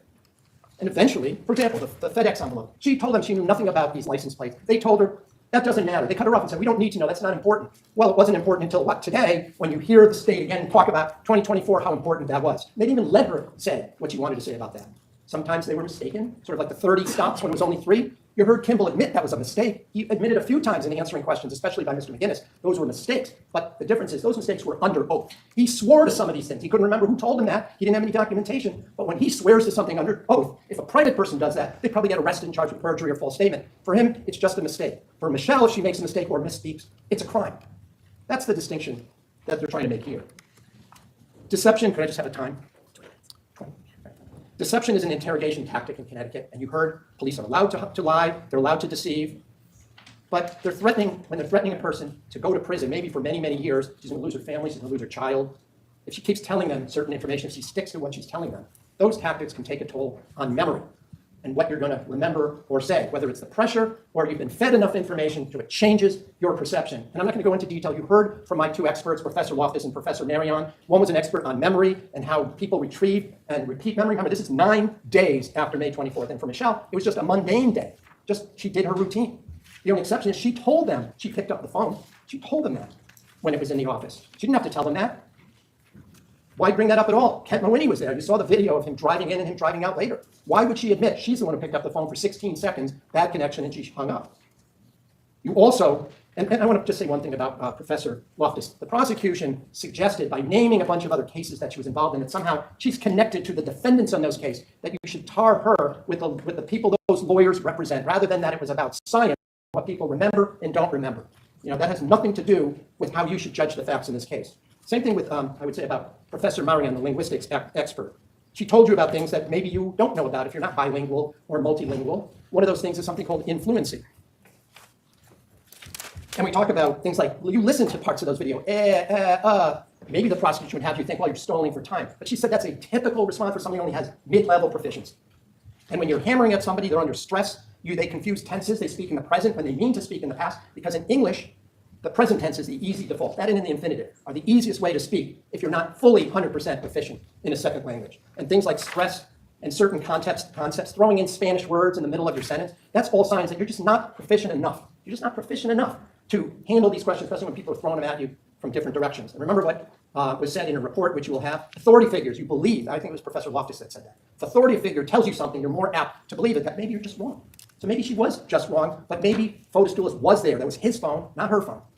And they would have to prove to you, beyond reasonable doubt, they couldn't even be there, because that's how they charged them. She told them about her weekend. She told them about everything she did that Friday that she could remember. And keep in mind, we'll put up the, we'll get to it in a minute, but she told them about the socializing the night before. She told them that during that time, you'll remember, Photo stepped out. He went and got steaks. And during that time, he went out to get steaks. He had a conversation on the phone with Kent Mawhinney. You haven't heard a lot about Kent Mawhinney, other than he's been charged with conspiracy to commit murder in this case. But he seems to be like an afterthought here. He may be the and others that you'll see in the criminal information, conspired with Photostulis and others. But there's been no evidence about her involvement with Kent Mawhinney. So I suggest you can immediately discard that as something to consider in this case. But, you know, we're talking about the fact that Fotis and Havel took the Tacoma down to 80 Mountain Spring Road the night before, right at the beginning of when Stefan Reich arrived with his wife to look at carpets and then to have dinner. But there's nothing that Michelle knew about that. She didn't know that Fotis had stopped at 80 Mountain Spring and or made a phone call to Kent Mawhinney when he stepped out to buy some more steaks. And she didn't know, there was nothing, in fact, to suggest that she knew that. On the early morning of May 24th, the thunderstorms, remember, Kimball said there were no thunderstorms we checked. He finally admitted that there were that night, and you have that map showing the red, where it's all coming right down towards their house in Farmington. And that's why when her daughter called her right before 1 a.m., she went to her room and slept in that room that night because the daughter asked her to.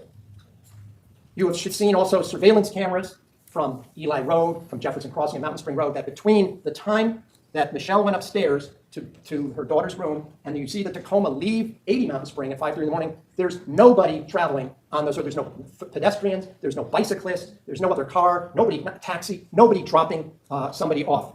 The state would have you think he must have been sneaking through people's backyards in the middle of the night. But remember, we were on top of a mountain. That's why we put in that drone video. You see, it's way, way up on the top of Avon Mountain, at the pinnacle of that mountain, with views, at least from their house, facing towards Harvey, 100 miles. The topography was why that video was shown to you. There's no evidence he was walking, running, riding a bike, or anything between the time Thursday night and Friday morning. We do know somebody else was in New Canaan, and that was Pavel Gumieni. And you'll have that Burla report, and you'll have the pictures that show that between 12:30 p.m. and 4:21 on the Plainville-Farmington line, he's nowhere to be seen.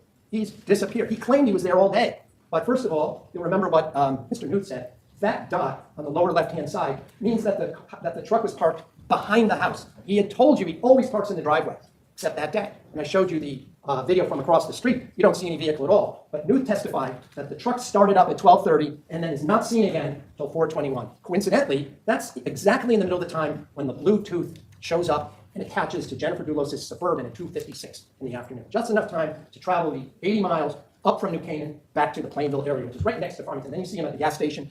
They put in the receipt to show he's getting gas and how many gallons he got that day. Another point.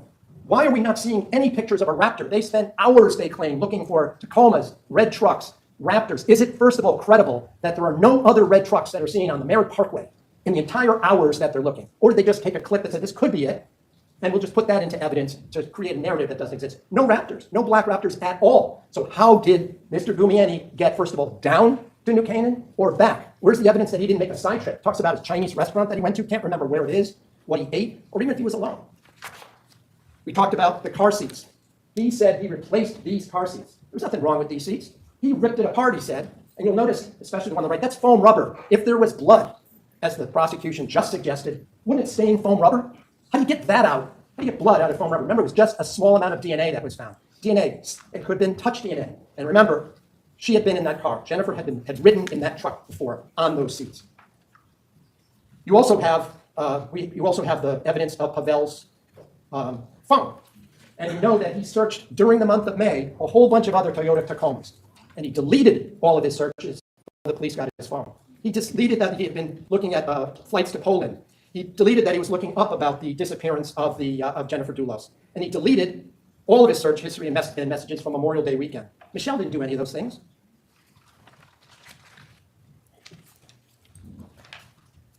Michelle told the police, even when they insisted, when they told her that science proved that Fotis couldn't be home, that she did think he was there. She knew he had an appointment with Kent Mawhinney, and sure enough, Kent Mawhinney was there that morning.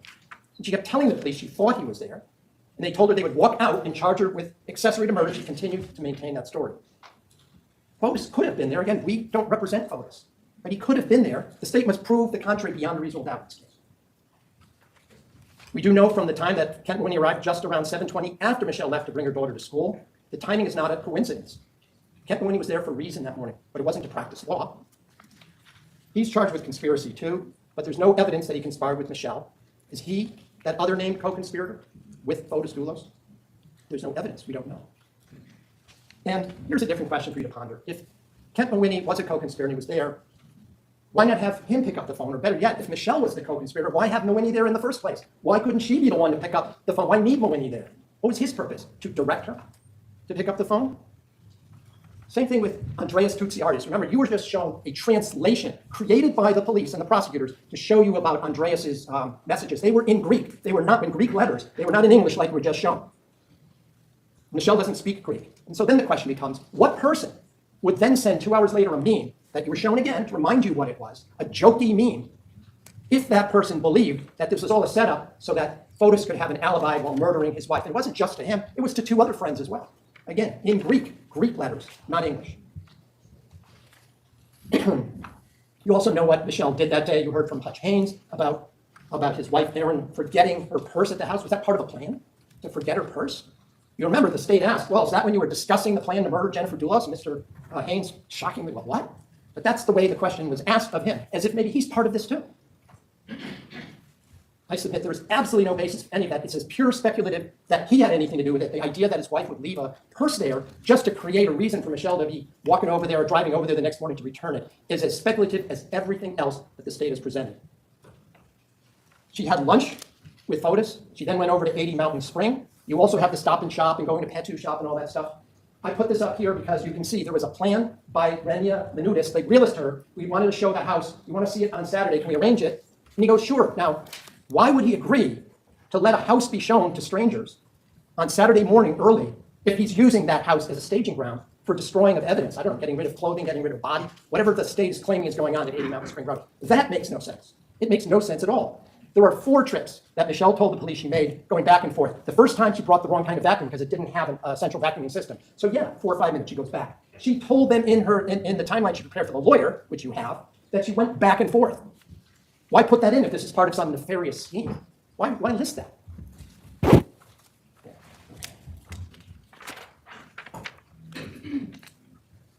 I realize I'm getting close to my time here, so I'm going to have to skip over some of this stuff.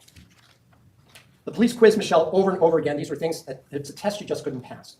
They insisted she lied. They had a big chart of what they said she had said on other occasions, and then tried to trick her when she said something that was different than what she had said months before.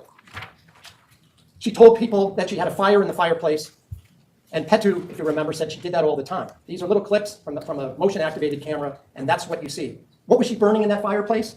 Firewood. Just like Gumieni said when he helped her bring wood up to that house. You also, if you looked at those videos, see how windy it is. It was very, very windy. Those trees are blowing all over the place, and you're on top of the mountain. So it is not unreasonable, even in May, to have a fire going in your fireplace. Now, if you go to the garbage bags on Albany Avenue, you look at those, you also can speculate what could not have been burned. You can burn garbage bags, you can burn ponchos, you can burn cloth, you can even burn sponges. Why not do that? Those are the items that would be, quote, incriminating. Police had that house Fort Jefferson seized for over a week, that the evidence shows, and they found nothing. They went in there with cadaver dogs, other canines. They found no trace of any evidence that connected that house to the disappearance of Jennifer Dulas. Briefly, I'm just going to mention a few other items since I'm running out of time. There's the Tacoma key issue that was brought up. The key was sticking out of the side of the truck when everyone was leaving, and as soon as FOTUS called her to bring it back, she brought it back to suggest, as the police have, that there was something nefarious or evil about it. Why didn't you just say she didn't have the key? Why not come back in the 7 minutes that she came back? When it comes to the issue of the gum, and I'm going to end with that, and with one other thing. I'm going to end, actually, there's the gum. You will see that she's wiping her hands. She's not picking something up. So when the police told that to Colangelo, they were giving him false information. And I just want to play, that's going to be the last thing. I'm going to play that clip from Colangelo. So we are, looks like we're at 2:20. And that's what they do. Oh, it's good. I just don't think she, let me start looking back, you know, it's one patient. I don't think she knows. No, go. She figured out a little Starbucks, so I'll start her. Why? If I was gonna go around the city with Richie Clay, which one of mission that all our trash over, I remember that. It wouldn't just slip my mind. We would do what they do. We have it. And then Unless- save the trash. But Unless she's legitimately on the phone, talking and texting, and she's not paying attention. right. I mean, And then she went outside the car, get off of it, she told the baby, She knows. she's, yeah. She was outside. She was open, her door was open, and she got outside, she had a problem. Her story is, she dropped gum and she realized it was sticky, and she. Yeah, she let it go, she got it, picked up the gum and she dropped. She's like, that was one person in the world that ever. One person in the world who picks up. So, One person in the world who picks up gum. She never said that she picked up gum. Here's the state's attorney, the chief law enforcement officer for this judicial district, saying she doesn't know. Maybe she doesn't know, and you've got the 3 detectives telling him something that's false to get him to come off the notion that she doesn't go. And I submit to you, ladies and gentlemen, if he thought she didn't know, then that's reasonable doubt right there. This trial is a tragedy, no question about it. It is a tragedy for many people, including people that are sitting here in this audience, in this courtroom right now. But this case here is not about sympathy, and it's not about antipathy and revenge. There is only speculation and no facts. We are all sitting here in hindsight, deciding what happened after the fact, what one should have known versus did know.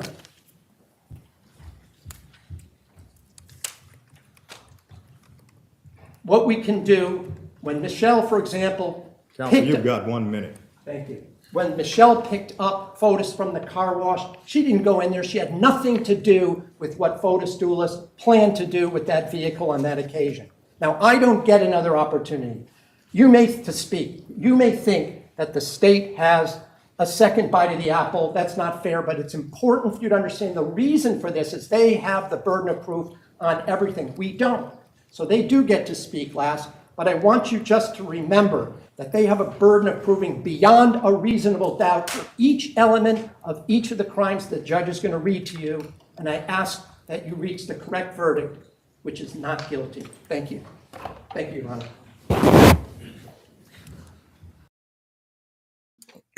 Okay, so I can understand now why there's some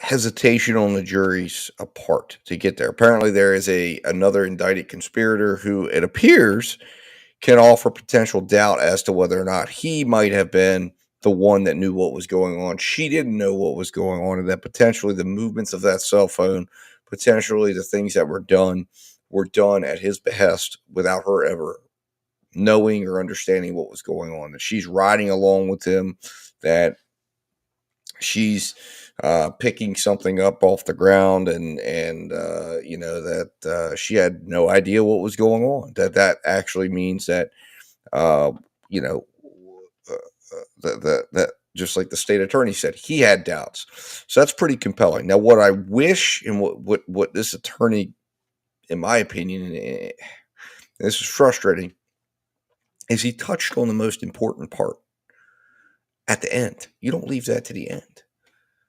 He forgot to talk about the fact that he has no burden, that she has no burden. He should have led with that. That's the lead off.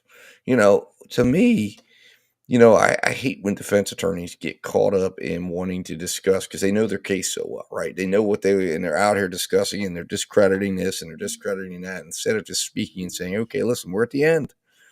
We're at the end of the case right now. State had a burden.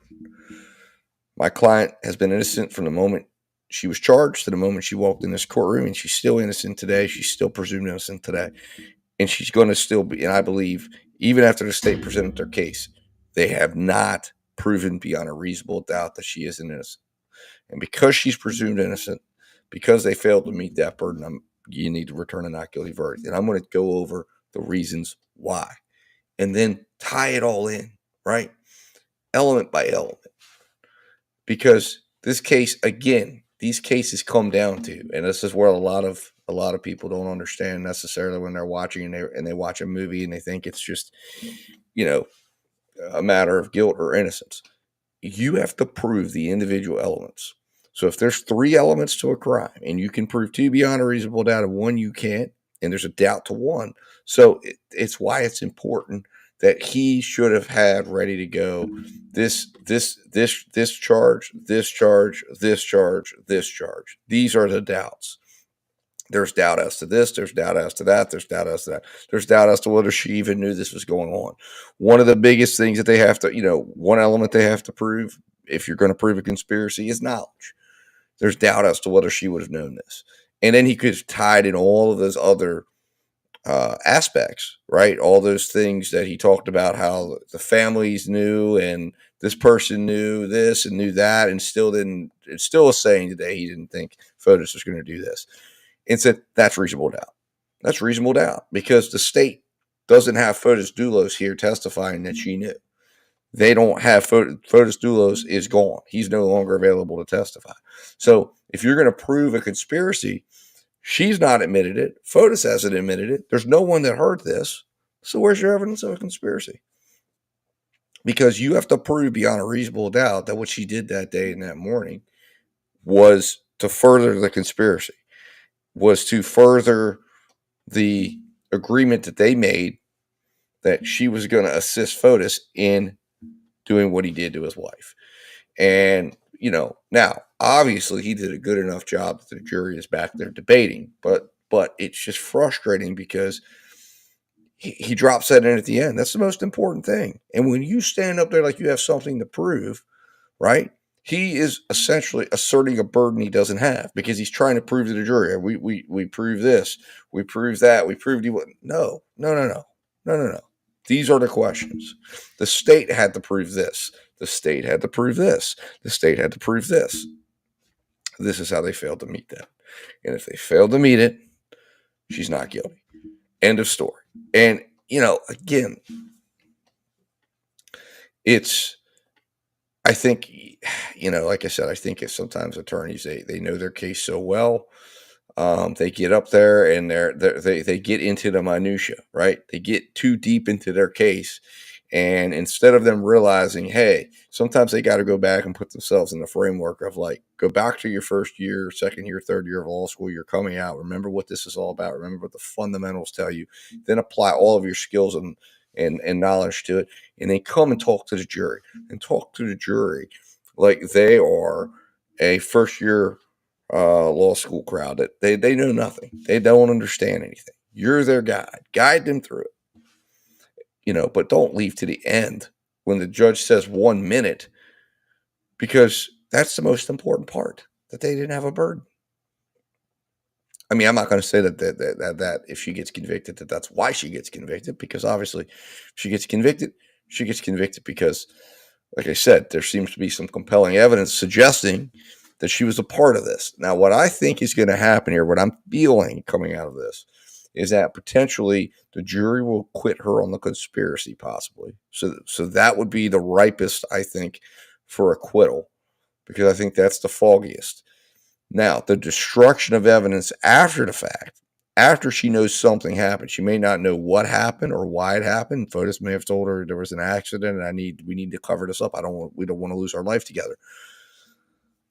That's what I think the jury's going to struggle with, and that's where I think the strongest evidence is, and that's where I think this jury could come across with a not guilty of that, of the conspiracy aspect, but maybe guilty of helping him dispose of some of the evidence after the fact.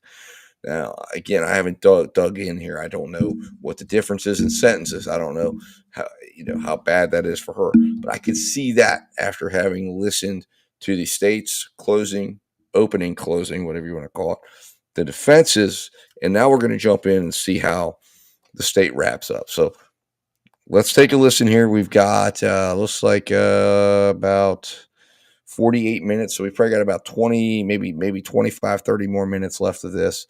So I think we're speed it up a little bit and speed it back up. I think we're gonna go 2-time here and see if we can, since we've got that'll put it down to 22 minutes.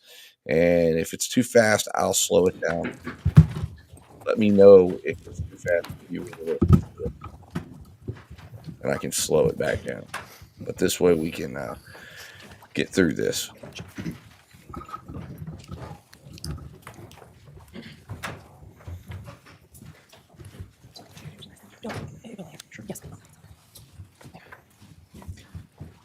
Good morning. Before you proceed, Attorney McGinnis, the jury would like a brief break. Yes, sir. We will continue with the closing arguments at 12 noon.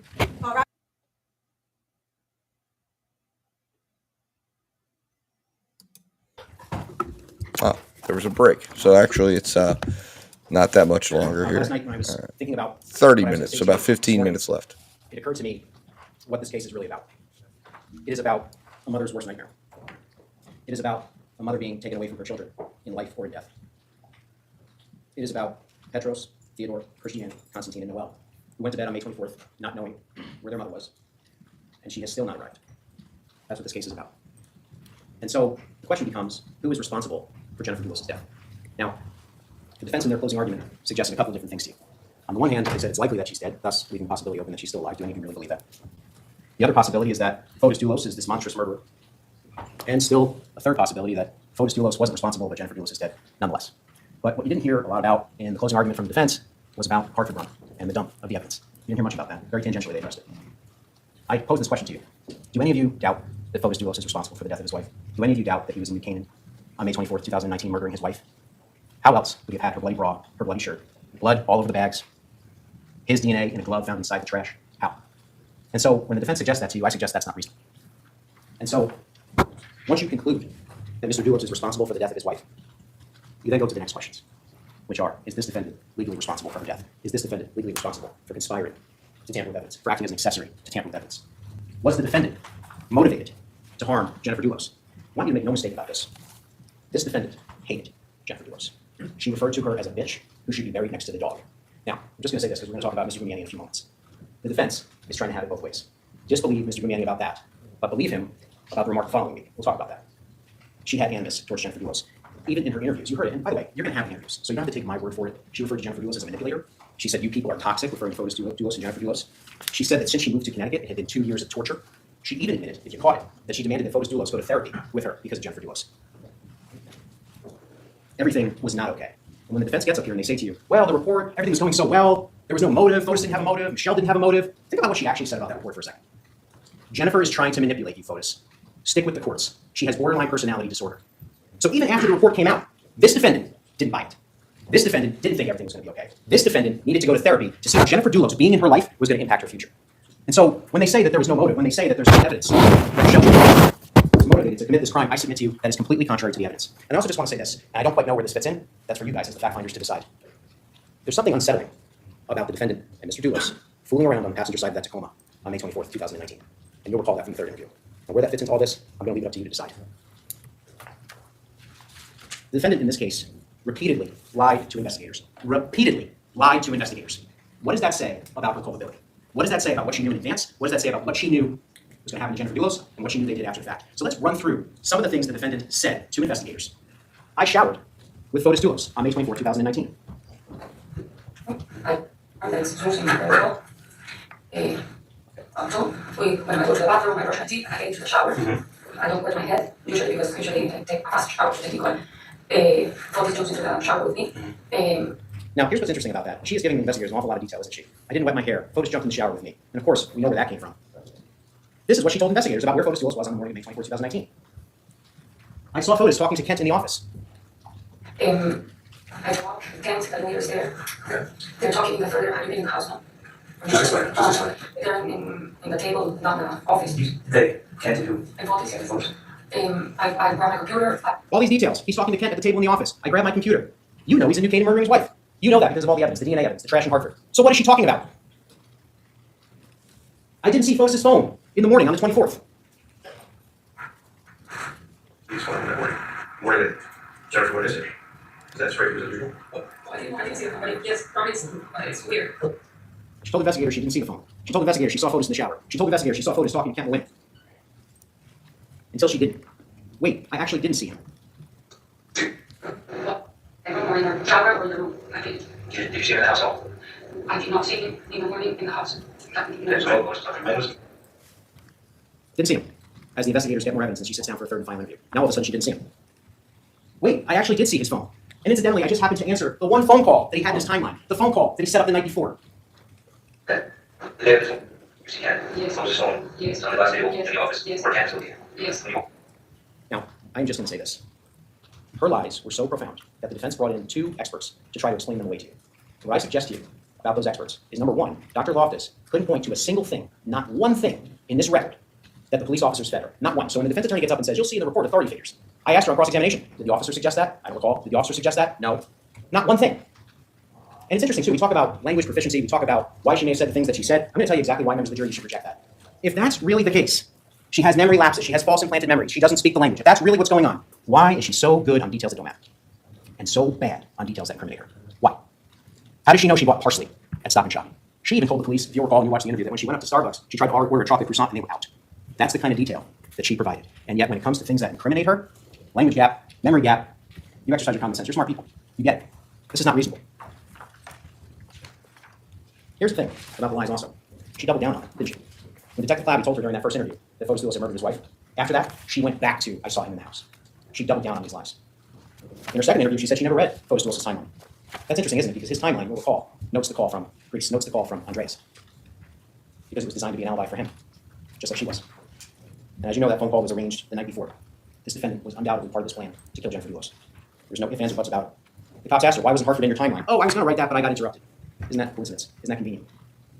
Speaking of that, you heard the defense talk about Kent Maloney. The evidence is that when that phone call came in, what did Kent Maloney say to the defendant in her own words? Does anyone remember? Is this the call? The call. Isn't that strange? Freudian slip. You only have to find that the defendant conspired with one other person to find guilty of conspiracy to commit murder. And it's obvious here that she conspired with Mr. Dulos. She was part of his alibi while he was indicating murdering his wife. In the second interview, she told investigators that Mr. Dulos hadn't told her what to write in her timeline, but by the time we get to the third interview, he told her. So you think about that. Why is someone who is innocent lying so much? That's a question for you to answer. Now, I want you to also think about 80 Mountain Spring Road and the timing of everything. Why would Mr. Dulos, and again, the evidence is overwhelming that he murdered his wife. So why would Mr. Dulos invite her to 80 Mountain Spring Road to clean the house while he's cleaning the Tacoma that you know is involved in this crime, unless she was involved? Why would she bring cleaning supplies? Think about it for 1 second. I want you to just think about that. Fotis Dulos said, well, I cleaned blood out of the Tacoma from my estranged wife's death. Can you clean the house? Is that reasonable? To say nothing of the fact that she completely omitted the Tacoma from her first 2 interviews. Why was that? Why wasn't the Tacoma mentioned? Why wasn't that brown stained paper towel mentioned during the first 2 interviews? Also, think about how the defendant described going to 80 Mountain Spring Road. She says that initially, Fotis Dulos called her to bring cleaning supplies. She kind of is distancing herself from what was going on down there. But you know that they actually went together. And it's not until she's pressed that she admits that they went together, and it's corroborated by the surveillance footage. Bring clean supplies for to clean the house for Randy. Okay. That's more or less what I remember. And he called me like at 1:50 something, and then he calls me like at 3. Well, let me just tell you that at 1:33, Phyllis is driving to Mount Spring.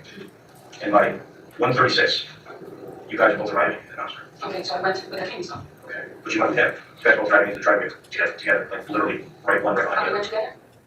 So he said, well, Attorney McGinnis, that was just an innocent memory lapse, no harm, no foul. Put a pin in that. We're going to come back to that. Why would the defendant go to 80 Mountain when you know that this cleanup is going on? Think about what the defendant brought to 80 Mountain and what was later found in the trash. Go. James, yellow and green. And you were going back room. Yeah. So it got cut off, but they were asking her what the color of the sponge was. And she said yellow and green. What color sponge was found in the trash in Hartford with Jennifer Dulis' blood and DNA on it? What type of bags were found in Hartford with Jennifer Dulis' blood and DNA in them? With Jennifer Dulis' bloody bra and shirt in them? Think about the fires. 3 separate fires on the afternoon of May 24th, 2019. None of those made the timeline. Just like Hartford didn't make the timeline. Just like the Keys didn't make the timeline. Who's lighting a fire on Memorial Day weekend? Better question. Who's lighting 3 fires on the Friday before Memorial Day weekend on a day like that? The fact is that she lit 3 separate fires at a time, and you know with certainty that the cleanup of Jennifer Dulis' murder is going on. And the phone data shows that she was at the house by herself. Her admissions show that she was at the house by herself lighting those fires. The surveillance shows her going back and forth repeatedly. 5 minutes at a time, 9 minutes at a time, fire, fire. She's not involved.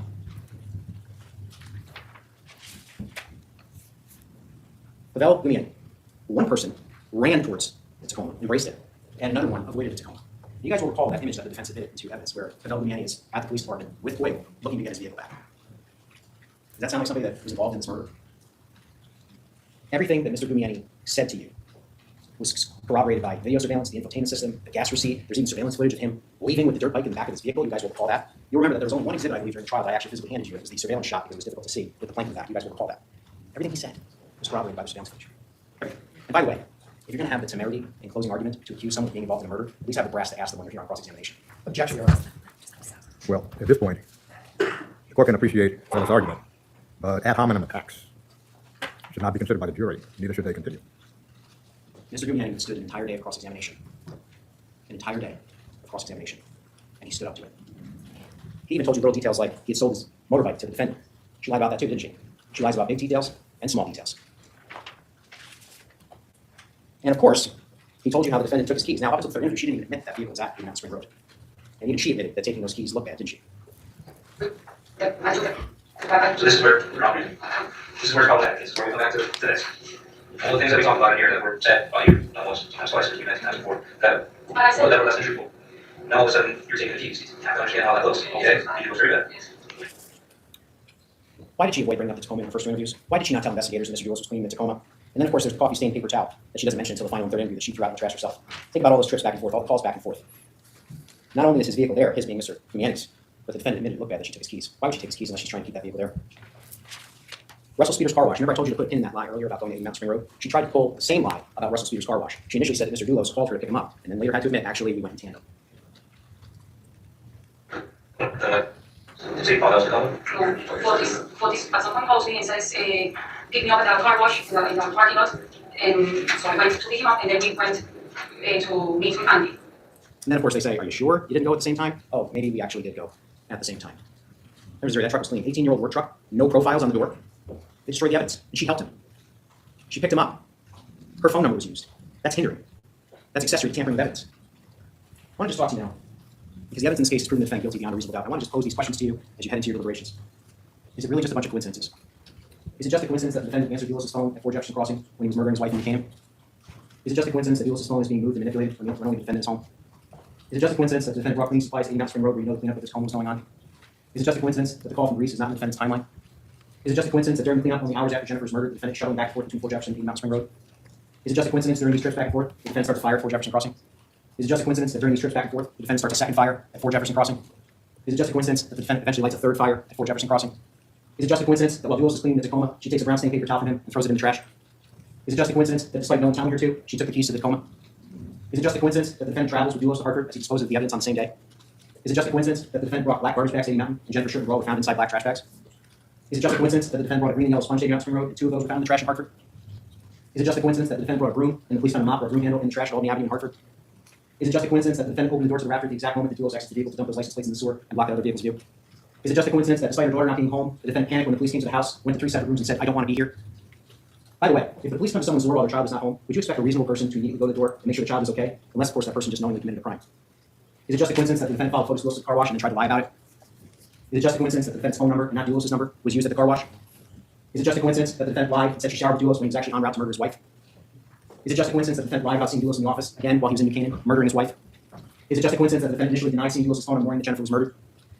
Is it just a coincidence that the defendant said she saw Dulos meeting with Kent Wayne before Jefferson Crossing around the time of Jennifer's murder, the same information that was in Dulos' timeline? Is it just a coincidence that the defendant never mentioned starting fires to the police until they confronted her in the third and final interview? Is it just a coincidence that the defendant failed to mention that the Tacoma was at 80 Mountain Spring Road during her first 2 interviews? Is it just a coincidence that the defendant never mentioned that Dulos had watched the Tacoma during her first 2 interviews? Is it just a coincidence that the defendant answered the one call mentioned in Dulos' timeline on that morning as having been answered by him on the morning of his wife's murder? Is it just a coincidence that the defendant failed to tell police that Dulos' bicycle was at 80 Mountain Spring Road until the third and final interview? Is it just a coincidence that the defendant lied about not going back to 80 Mountain Spring Road to return those keys? Is it just a coincidence that Dulos told the Bell Committee to keep the defendant, quote, out of this when the committee brought up the defendant taking his keys? Is it just a coincidence that the defendant's DNA was found on the opening of the garbage bag that also contained bloodstains, tape, and Jennifer Dulos' DNA? Are all these things just coincidences? Or is the defendant guilty? Now, during voir dire, we asked each of you, if the state proved its case beyond a reasonable doubt, would you be able to come out here and find the defendant guilty in open court? Each of you promised us that you could. We've done that. We've met our burden of proof in this case. Now, I want to show you, I have 2 minutes left here, the timelines. One last time, we're going to talk about these timelines. Now, photos is to the left, the defendant's timelines are to the right. And they have been referred to as timelines, but they were really just a script, weren't they? And maybe some of you remember from English class in high school, every script has 3 acts, doesn't it? The first act was the premeditation and killing of Jennifer Dulos. The second act was the cover-up through the destruction of evidence and the defendant's lies. And now, we've reached the third act. Except she doesn't get to write it. You do. You write the third act of this script with your verdict. What's the ending going to be? Thank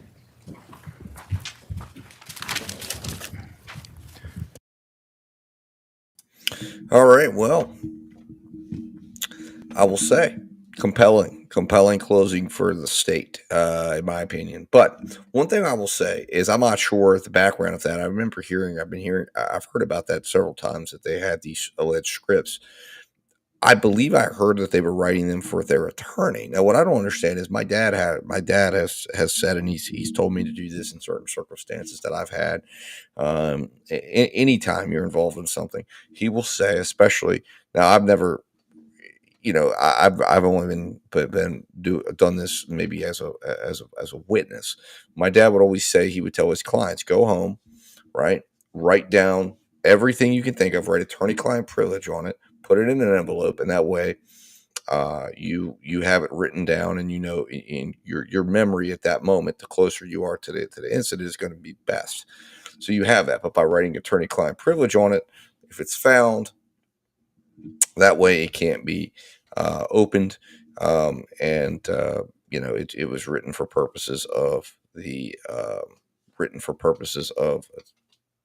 between him and his client. Now, I don't know if that was something that they were told to do, and somehow, because it wasn't written on there as attorney-client privilege, or maybe it was just something that was written between them. But I don't find that suspicious that they wrote these things down, because if they were in contact with an attorney, that's a common thing that an attorney would say. Write down where you were, write down what you did, while it's fresh in your mind, so you remember, because again, you're going to have that's going to be your best recollection right now. So, but I will tell you, there's a lot of coincidences. But you got to remember, you look at those coincidences and you look at those things. This is why I say the weakest case they have, in my opinion, without having watched 30 days of trial and basing my conclusion here on the closing argument, would be, I think the struggle will be over the conspiracy. I think the cleanup, seems to be a stronger case, and it's also a case that I think allows them to come in. In other words, you could find her not guilty of the conspiracy, and if she finds out after the fact, but if she's cleaning up, then she's guilty of that part. So I would anticipate, if I had to suspect, the longer this jury's out, I think it's going to be a mixed verdict. I think there's going to be some not guilties. I think there's going to be some guilties. Obviously, any guilty verdict for her is bad because it means she's out on bond right now. So for her, it means she's going to prison. So when you have a client out on bond, that's not a good thing because she's right now enjoying life on bond. Not that I think she's probably on home confinement. I'm not certain, but definitely a much more comfortable and enjoyable life than it is when you're behind bars. While not free, but it's freer than being locked up in a jail or in a house of corrections, which I believe is where they lock them up in Massachusetts. In other words, I think you spend time in prison. You're just in a different section of the prison when you're on, when you're being held with no bail.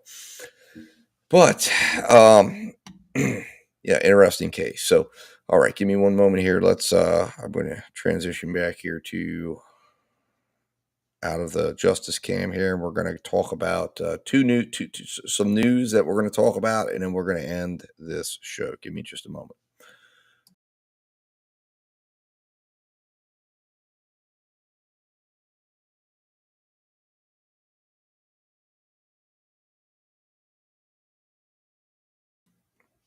All right, so we're going to talk about. So the first thing I want to talk about here would be, let's see here. We're going to talk about Charlie Adelson. All right, so we were already just talking about Mr. Adelson. We're going to talk about an update right now that just came out. This was unrelated to my decision to bring him into my or to talk about him in the comments, but I figured why not? Let's talk about it. So this is an article right now that just came out talking about that Charlie Adelson has been moved again. So let's take a look at this article and break this down because it appears he's been moved to a new prison. So give me just a moment, and we will check this out.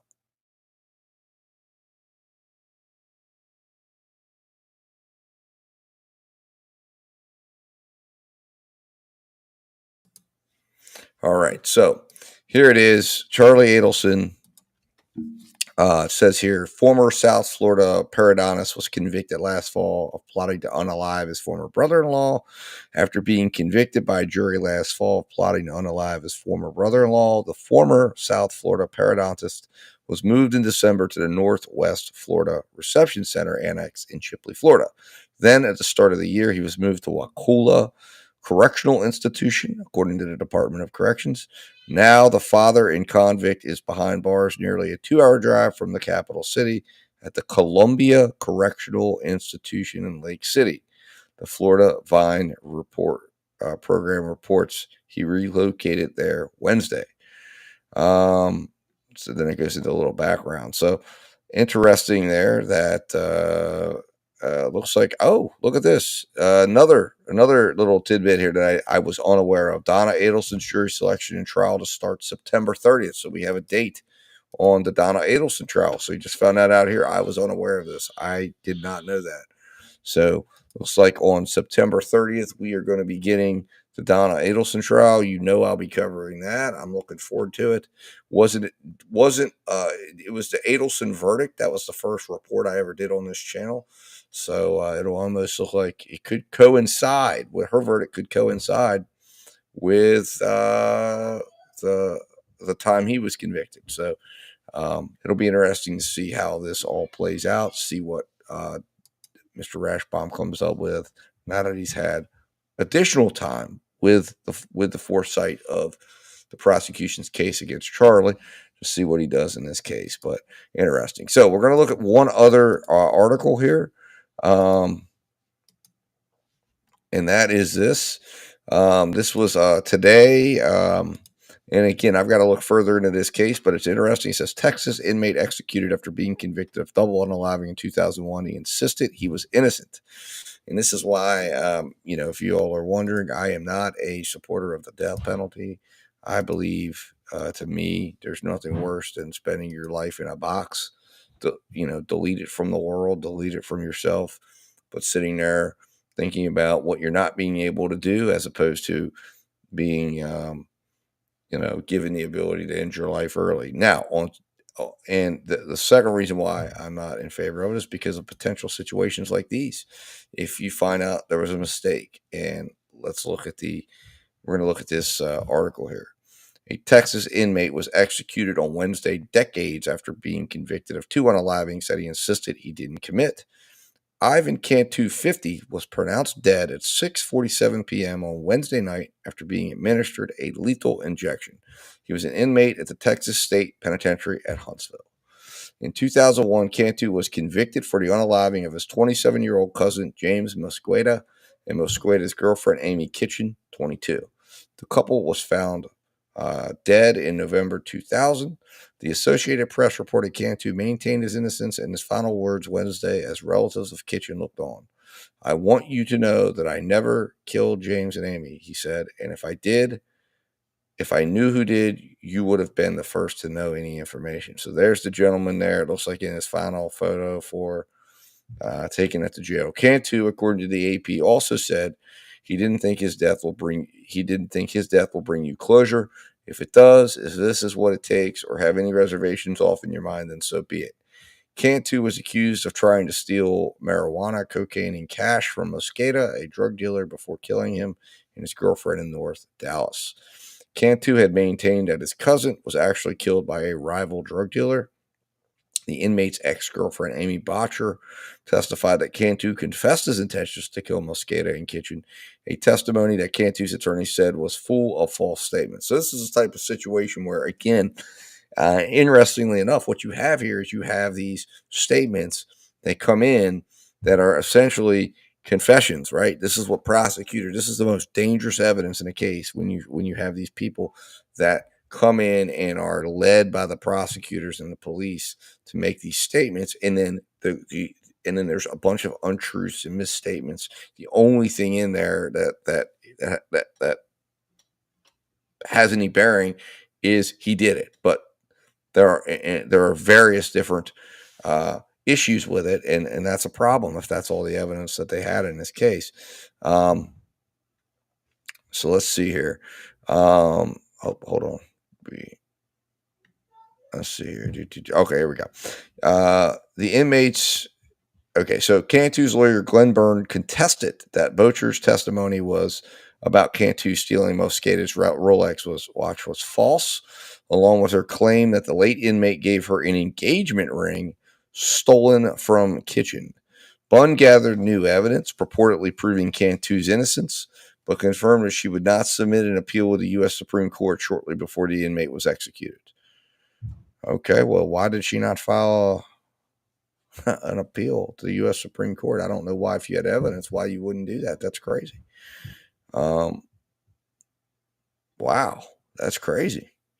The Fifth Circuit U.S. Court of Appeals previously found that new evidence in the case was not credible. Well, still, you still want to give it a try.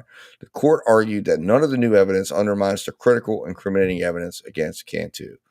Collin County District Attorney Greg Willis said that he is convinced that Ivan Cantu brutally unalived 2 innocent victims in 2000. Cantu's execution was the Lone Star State's first of 2024. The next execution is scheduled. An inmate named James Harris Jr. had his March 13th execution date postponed due to a stay issued by the Court of Criminal Appeals. Well, that's good. That was on my birthday, so I'm glad there won't be an execution on that day. But wow. Again, I don't know much about this case. Besides, I just saw that this had happened. It came through on my phone. I thought I'll talk about it tonight because I think this is a situation where, to me, if there's any potential possibility that he could be innocent, they should just commute him to life. I mean, and again, I understand, I guess the Fifth Circuit Court of Appeals said they didn't find anything credible about it, but I mean, it's the scariest thing in the world when you think that if it turns out this guy was innocent and there's compelling evidence to prove that, I mean, that's really scary. That's really, really, really scary. All right, give me a moment here.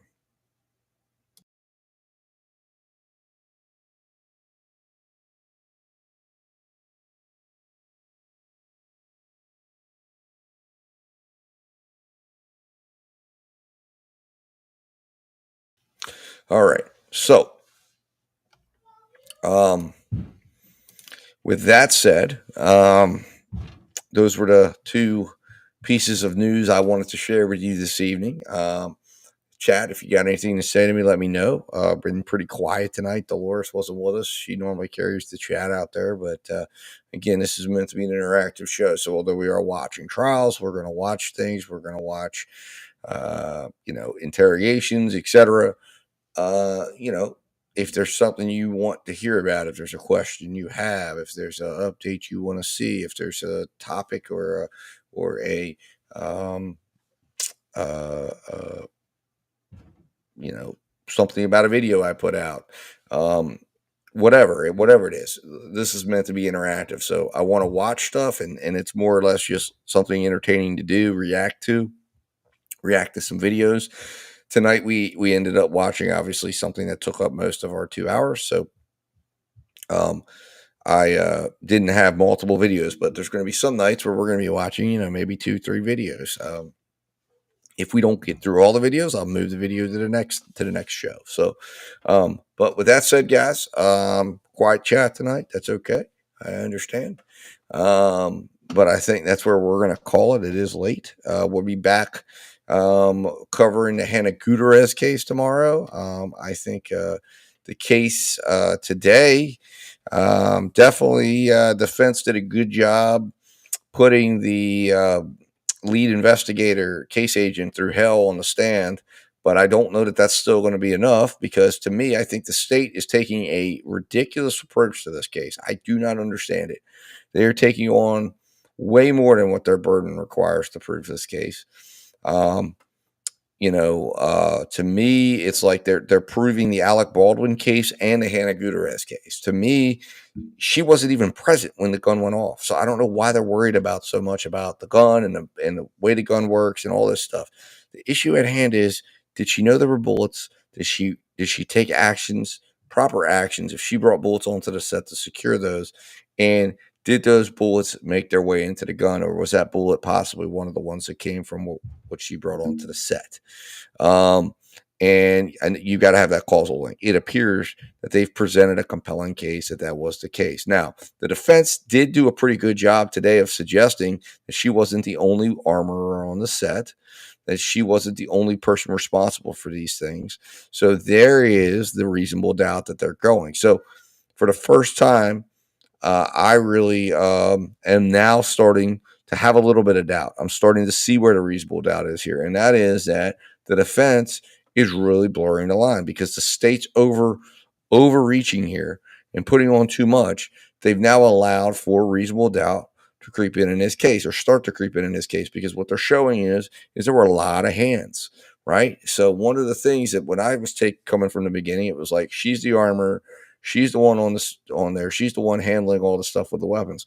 As they've gone deeper into all this and put all these witnesses on, it's allowed them the defense to delve into the cross-examination, delve into today to say, hey, wait a minute, look, yeah, she might not have been responsible, or the most responsible armorist on there, but listen, here's the deal. Who was responsible for these bullets?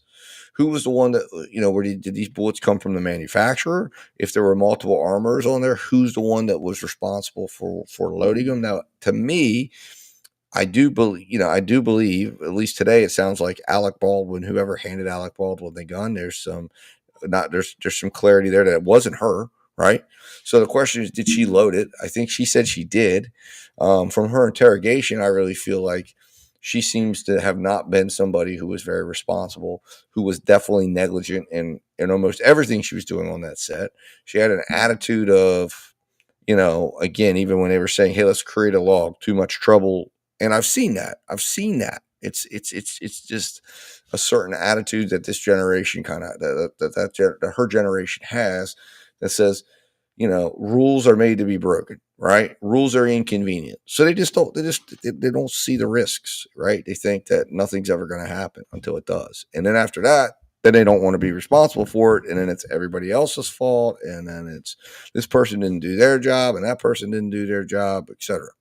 So bottom line is, I'm seeing some doubt opportunities here. I'm seeing where the defense's argument's going to come in. I'm seeing where they're going to poke holes. Because if we get to the end of this, as we are right now, then I'm confused as to what is the state's theory here, right? Is it that she brought weaponry on there? Is it that she loaded the gun, but although we don't know who actually loaded that gun up, is it that she didn't check the guns and that gun, they've overdone it because they said in their opening they wanted to tell this whole story. Well, they've told the whole story to their own peril. We already know the story is Alec Baldwin discharged the firearm. That's all they needed to talk about that aspect. They really needed to hone in on the fact that this story for Hannah Gutierrez is about the before.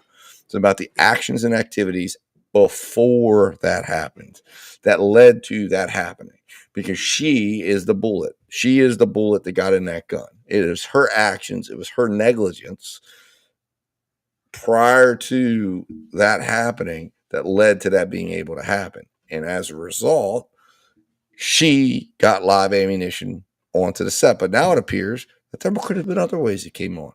And there's where the defense is going to lay their hat here to say, this thing was so screwed up. This thing was so messed up. This thing was such a disaster. The police were understaffed. The chief case agent doesn't even know what's going on. Doesn't even know what her reports say, right?